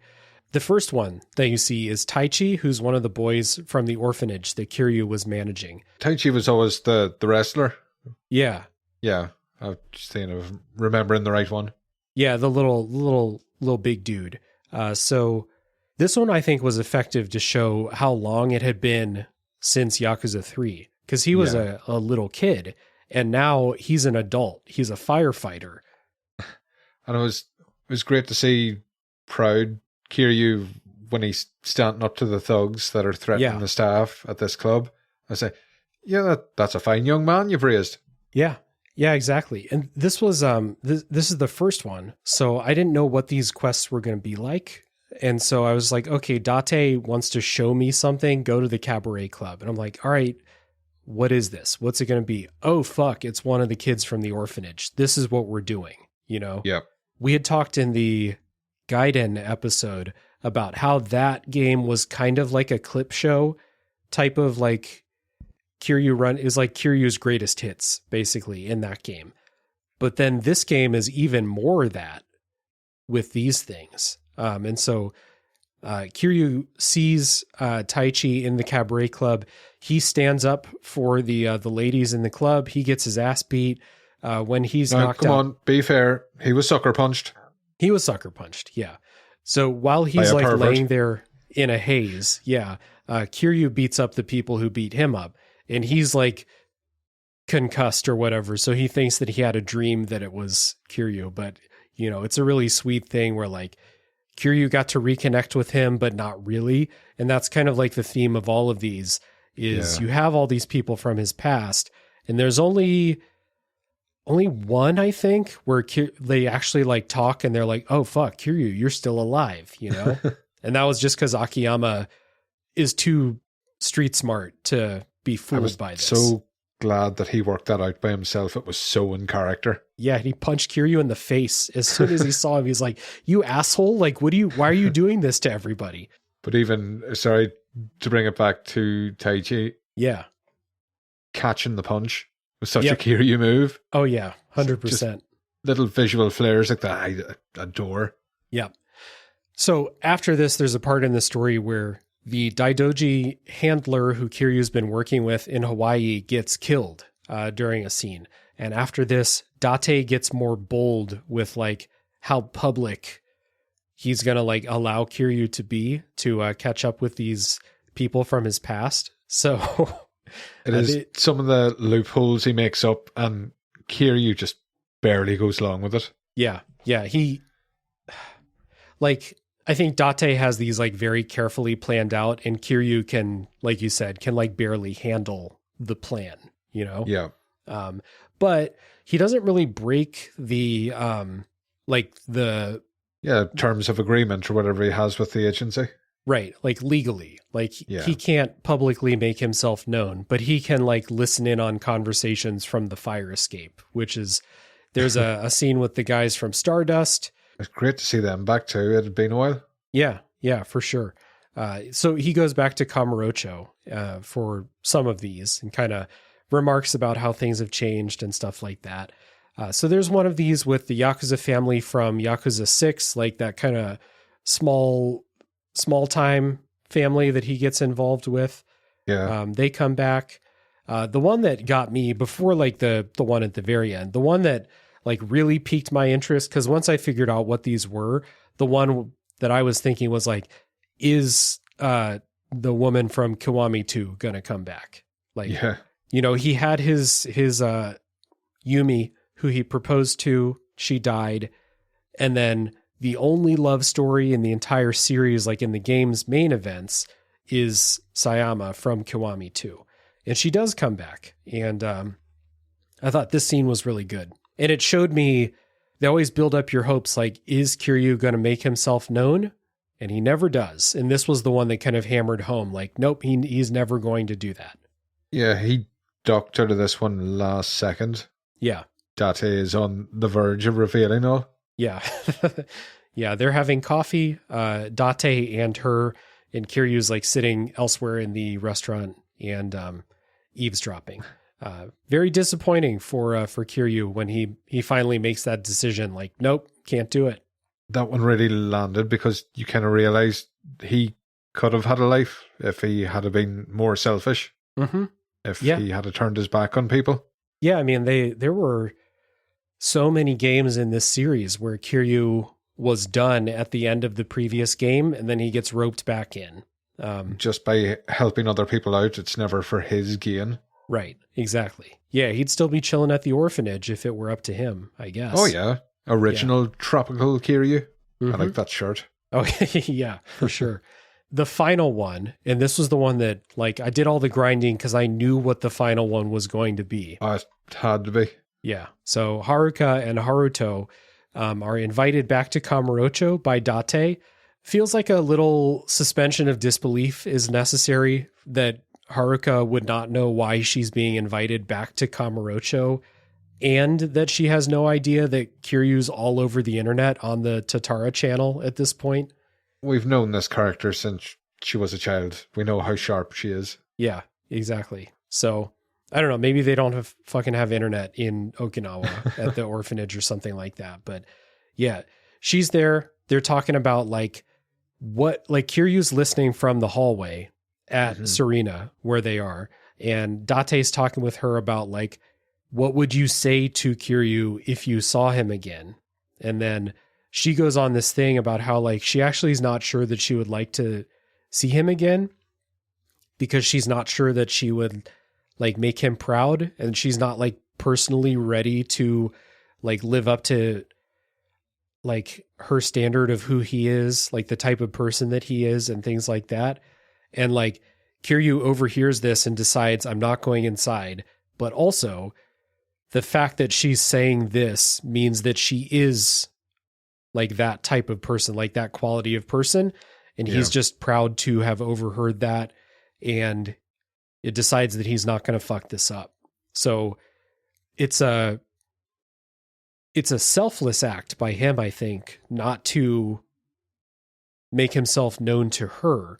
Yeah, I took it as he didn't want to come back into her life, basically just to die on her for a second time. Yeah. That's the way I picked it up. Mm-hmm. Even though I'm sure he'd love nothing more than the comfort of his family. Yeah. Yeah, for sure. Like the two people in the world that he would reunite with if he was given no strings attached, like chance to do that, for sure. Yeah. But that was pretty heartbreaking. It was. I was kind of furious about this. I'm sure we'll go into it later, but I said they can't just leave it like this. Yeah. I thought like, okay, they're doing this, like, because at this point in the game, like you're still not sure, is Kiryu going to die at the end of this game?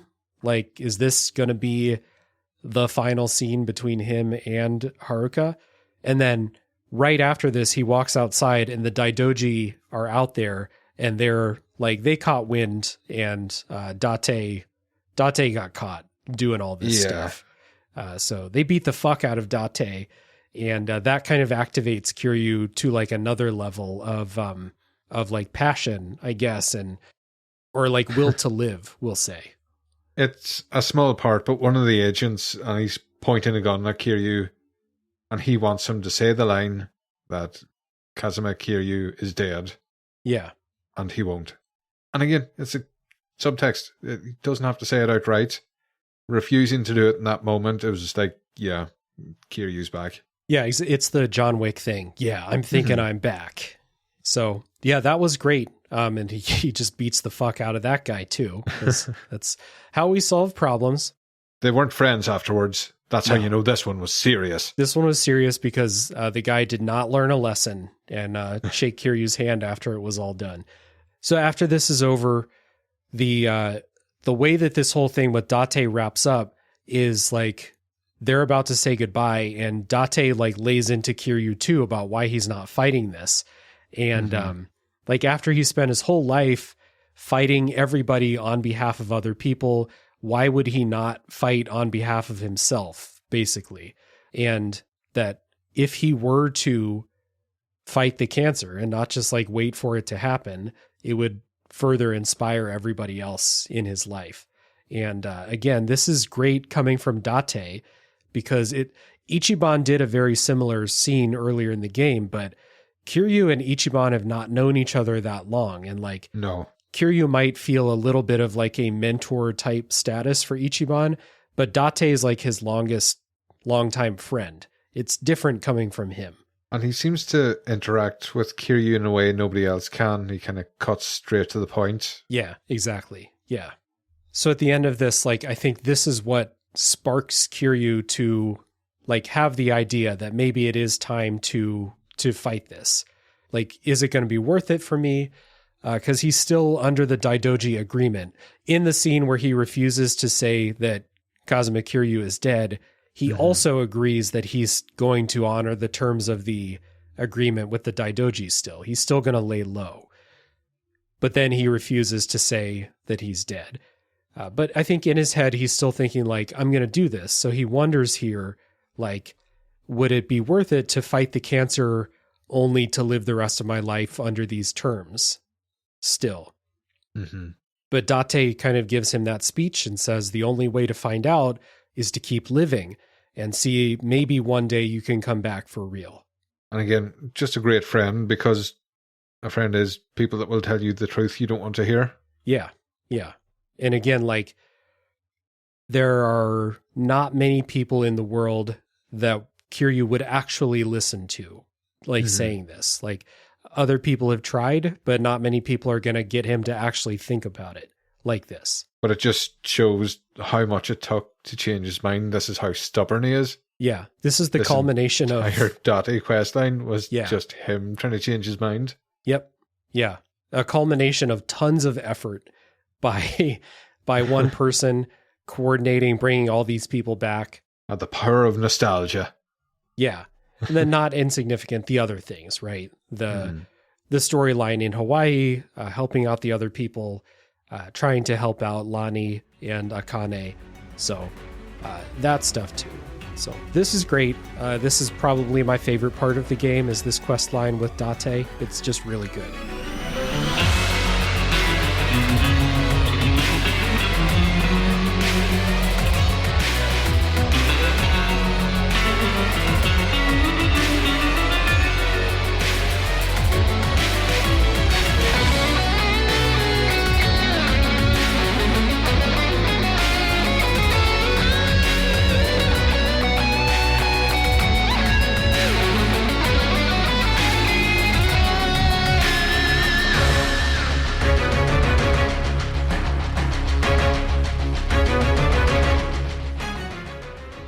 All right, let's tie the story back together, and let's get on to talking about how this game ends and things like that. So, real quick, one of the most memorable moments in the game is when you're trying to get support to kind of fight back against the Seiryu clan's, new plan, I suppose, their deception and things.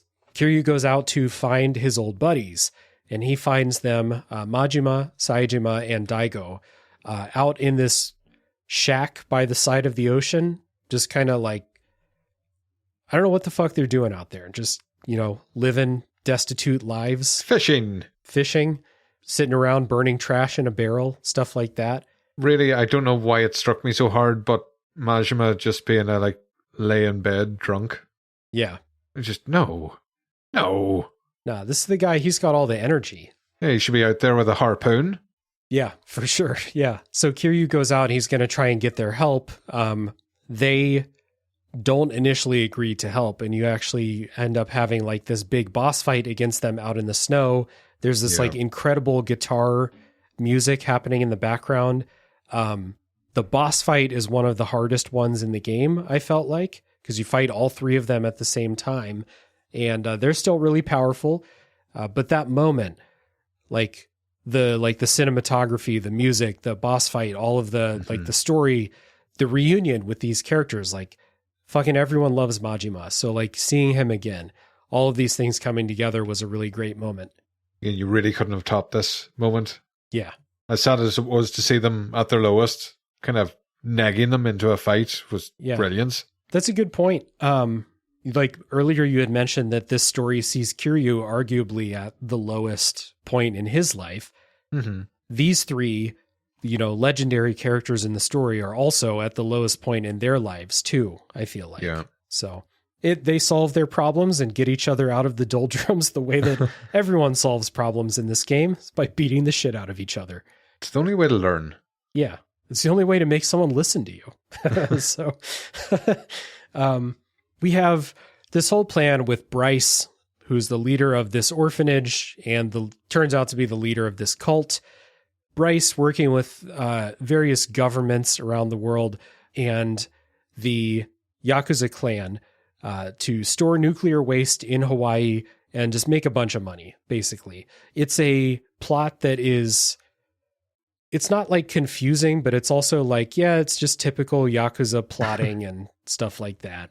they also have a sub point where Kiryu was working at one of these factions at one point. That's how he got the cancers. He's working at the nuclear waste the one facility. moment he developed his cancer. Yes, that's exactly how it happens. Yeah. So I don't know that it's as interesting as most of like the big plots in these games. These games are always more interesting just because, you know, you're going on the ride with these characters, really. Yeah.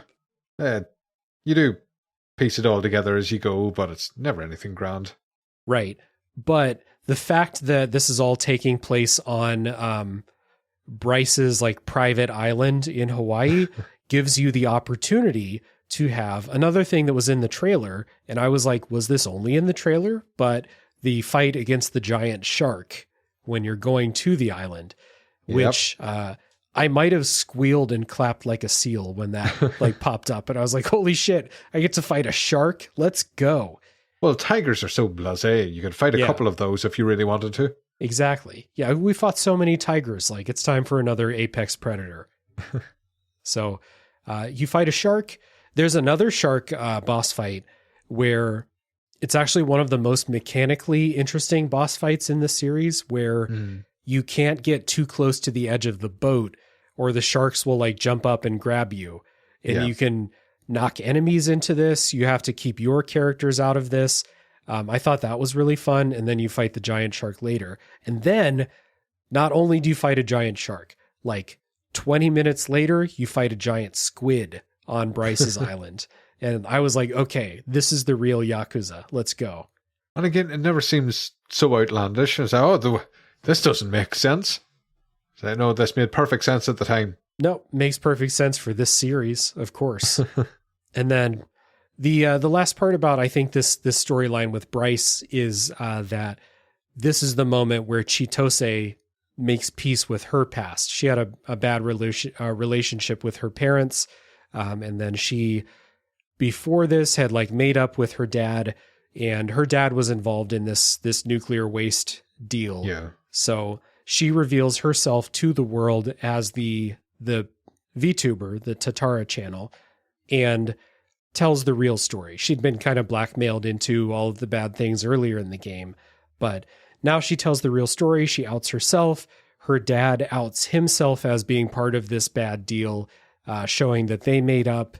So that is her story of like, you know, making peace with the past, making amends with the past, stuff like that. So I enjoyed that. But that is like, I think the least interesting of the two conclusions, we'll say. Yeah. This did feel like the cartoony big bad. Yeah. And Bryce stopped speaking English like halfway through the game, which was a big help for the end. You start taking them seriously again. Yeah.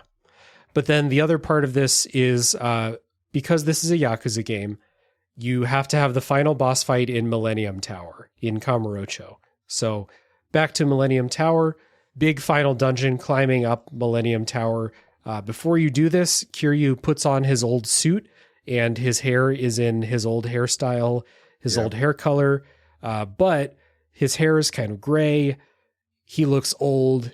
He looks worse, we'll say. Like, he puts on his old suit, but you can tell Kiryu's older He's now. lost a bit of mass here. Yeah, for sure. So that was good. The fight alongside Majima and Saejima and Daigo in Millennium Tower was awesome. Oh, I was all over that. Yeah, that was great. Peak Yakuza. Yeah, that was really fun. Just, you know, a lot of these games have those moments when your buds come to help out, and it's this big triumphant thing, and that was great. And then you fight the final boss, who is he the Seiryu clan leader, Ebina? He is, yeah. Yeah. Ichiban's half brother. You remember the story from the previous game where there's two babies in the lockers? He was the other baby in the locker at the subway station? That was the previous boss. Arakawa had an arranged marriage at the start of this game. Yeah, okay. So that was the child from that marriage. And that's the reason Akane had to run off, was because of this arranged marriage. Okay. Yeah. Too many babies to keep track of. 3 half Yakuza babies. Yeah. And he hates the Yakuza because of, I guess, how I forget why exactly, but like he blames the Yakuza for how his life turned out. Understandable. Which he didn't is have fair. a great life and it was the Yakuza's fault. Right. So what's cool about this is there's not like this battle of wills with Kiryu versus him. Kiryu fights him because he forces him into it. Abina forces him into it. But Kiryu, like, after he beats him, he like tearfully apologizes to him for everything that the Yakuza have done to him in the past. So like this guy's plan was he's going to set up this nuclear waste facility. He's going to trick these Yakuza members who were not involved in what happened to him personally, but they are Yakuza, so they're guilty. So he's going to trick them into this like slavery, basically working on this nuclear waste island. And Kiryu like is like crying, begging him not to do this to these people, and basically saying like, whatever hate you have for the Yakuza, whatever guilt the Yakuza deserve, put it on me. I will take anything that you have. So Kiryu's decided at this point, like, yeah, I am going to fight the illness and stuff like that. And I'm also going to take responsibility for how this guy's life got ruined to the point that he can. But it was similar to the Chitose, just taking ownership for everything that she had done, right? Indirectly or not, right? Because this is not Kiryu's own personal mistakes he's making up for, but like he sees an opportunity, I guess, to take responsibility because his whole life he's benefited from being in the Yakuza, arguably. Other than people close to him have been hurt and he's in witness protection right now, basically. Other than that, like his lot in life was enhanced by being the Yakuza boss and things like that. And it is, he'd rather be one person suffering than waves of countless people. Right, exactly. And he's back to doing all this on behalf of other people, right? He's going to take the brunt for everybody else. If that's what it takes to end the chain of cruelty, yeah, he'll take that. Yeah, exactly. So that was a good 2 games in a row now with like really emotional like conclusions with Kiryu there. Yeah, and it didn't end with, well, it did end up with a shirtless battle, but normally they fall off the side of a building or sacrifice themselves. Right, so no explosions. Yeah. So that was a really good ending there. So that was good. I personally kind of hated Ichiban's ending in this game. Not the ending with Psycho, but the ending with Ichan. Yeah, Achan, yeah. Who I had completely forgotten about by this point at the very end. Well, I suppose we really didn't get into it, but Ichiban did get fooled by somebody that pretended to be in a wheelchair because the character knew this would draw on his sympathy because of his half-brother that passed away. Right. So he was a plant from the beginning. He took advantage of Ichiban and he kind of made a getaway after things broke out. Yeah.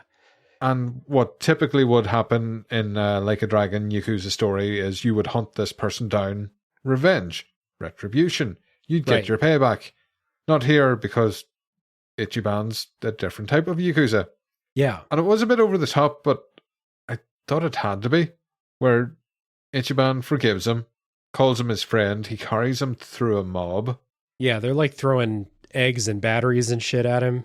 Yeah, just being pelted with everything.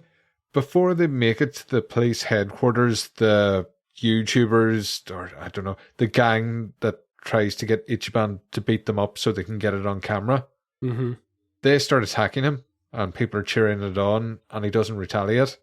And slowly people stop cheering and they just move aside. So a very battered and bloody Ichiban carries Ichan to the police headquarters, and then we get the scene where he wishes him bon voyage. Yeah. In such ridiculous Ichiban way. Yeah. I guess even if I didn't personally love that scene, I guess that is 100% Ichiban. Like, he will never carry a grudge against somebody. Believe the best up until the end. Yeah, he will always see the best in everybody around him. And he's telling this guy as he's bringing him to the headquarters that, if times ever get hard or you think you've nobody to talk to, you always have me. Yeah. And this is not... No, you get revenge on these people. If they've wronged you like this, you beat them up, you get payback. Yeah, that's what you do. Yeah. That's the old Yakuza way. Yeah. And so, like, in the middle of the game, this guy was one of the primary antagonists. Mm-hmm. Just once it's revealed that he was tricking Ichiban the whole time, he was, like, the biggest asshole in the entire game. Like, he's big time. Yeah, he's awful. But Ichiban always called him his friend because he was his friend. His first impression of him was, this is my friend. So he's always going to be his friend. Even it's when the Labrador thing. Yeah, even when he's throwing a grenade at him, he's still his friend. Yeah, the Labrador thing. So there's the ending for that. It's a good point. I think your observation there is good, that this is the only way that this could have ended, with Ichiban being being the way he is, I suppose. It was a bit on the nose. It was very second coming at this point. It was almost like a biblical figure. Yeah. But I thought it was a very big moment, and it kind of showed how the series has matured lately over the last few releases. I would say so. And we praised a little bit of more mature character writing in Gaiden with Kiryu. And I think that definitely continued into this game for sure. And then we get the real ending, which is more of that Hollywood Yakuza melodrama, which is Haruka and Haruto go to a hospital. They're visiting somebody, and they ask, the bed is empty. Where is he? He's not there. And you look at the bed and the name on it, and it says Kazuma Kiryu on it. And so for a split second, you're like, fuck. Did Kiryu die off screen? But no. Yeah. He's gone to a chemo appointment. And so he goes into the office. The doctor asks him his name, and he like dramatically turns to the doctor and says Kazuma Kiryu. And that's the moment, like the John Wick, I'm back moment. This game gets praised for its animation a lot. Yeah. But Kiryu looking up at the doctor and that glint back in his eye and that hard stare that like we know so well. Yeah. I was like, yeah, he's back. He's there. Yeah. There's a fight to be had and he's ready for it. Absolutely. The spark is back for sure. And like a little bit of, we'll just say a little bit of like extra drama, unrealism or unrealistic thing with like the sickness, but it just like, you see the scene, you're like, oh, well, Kiryu's going to be cured by the time the next game starts, So he was given 6 months to live at the beginning of the game. He was, keeled over, unable to walk halfway through this game. That never really came up again for the rest of the game, despite the amount of fighting and stuff that happened. And then at the end, he goes in to do the treatment. Well, at this point, he does look quite a bit older, so we don't know if there's been a time lapse here, what has transpired in the time. Yeah. But, I mean, there's a lot left unsaid with this one. There's bound to be repercussions. How did he get away from the agency? Yeah. Well, that's the thing. So my speculation for the next game is that this is going to be like what's currently going on in the John Wick movies, where it's the world versus John Wick. And I think that the next game, it would be really easy to set it up as, okay, the Daidoji know that Kiryu says that he's back. He's broken the agreement, so they're coming after him. Yeah, if this is a Kiryu that isn't yet back to full strength, he could be still receiving treatment. He could be recovering. Yeah. Yeah. Do you think they'll ever make another one? Yeah, exactly. I think the series is definitely done on this cliffhanger here. All wrapped up. Nice little bow. Yeah. Just one more question for you here. Mm-hmm. Do you think that Kiryu has overtaken Ichiban as like the driving force in the stories here? No, I don't. Again, it's great to see him back. At one point, I was disappointed that he returned after Yakuza 6. I thought, yeah, you do not need to do this. But with what they've done with the character, it's nothing short of superb. No, in my eyes, Kiryu and Ichiban stand shoulder to shoulder. Kiryu only reached the ending. He got, that tearful apology for nothing he personally did wrong. That was Ichiban. Ichiban's influence on him. Yeah, I think they both taught each other. Let's not forget, Kiryu stopped Ichiban from killing a man with his bare fists in the last game. Yeah. It's a very mutual, they have learned to be better people through each other. Mm-hmm. So it's not just a passing a torch. It's not as simple as that.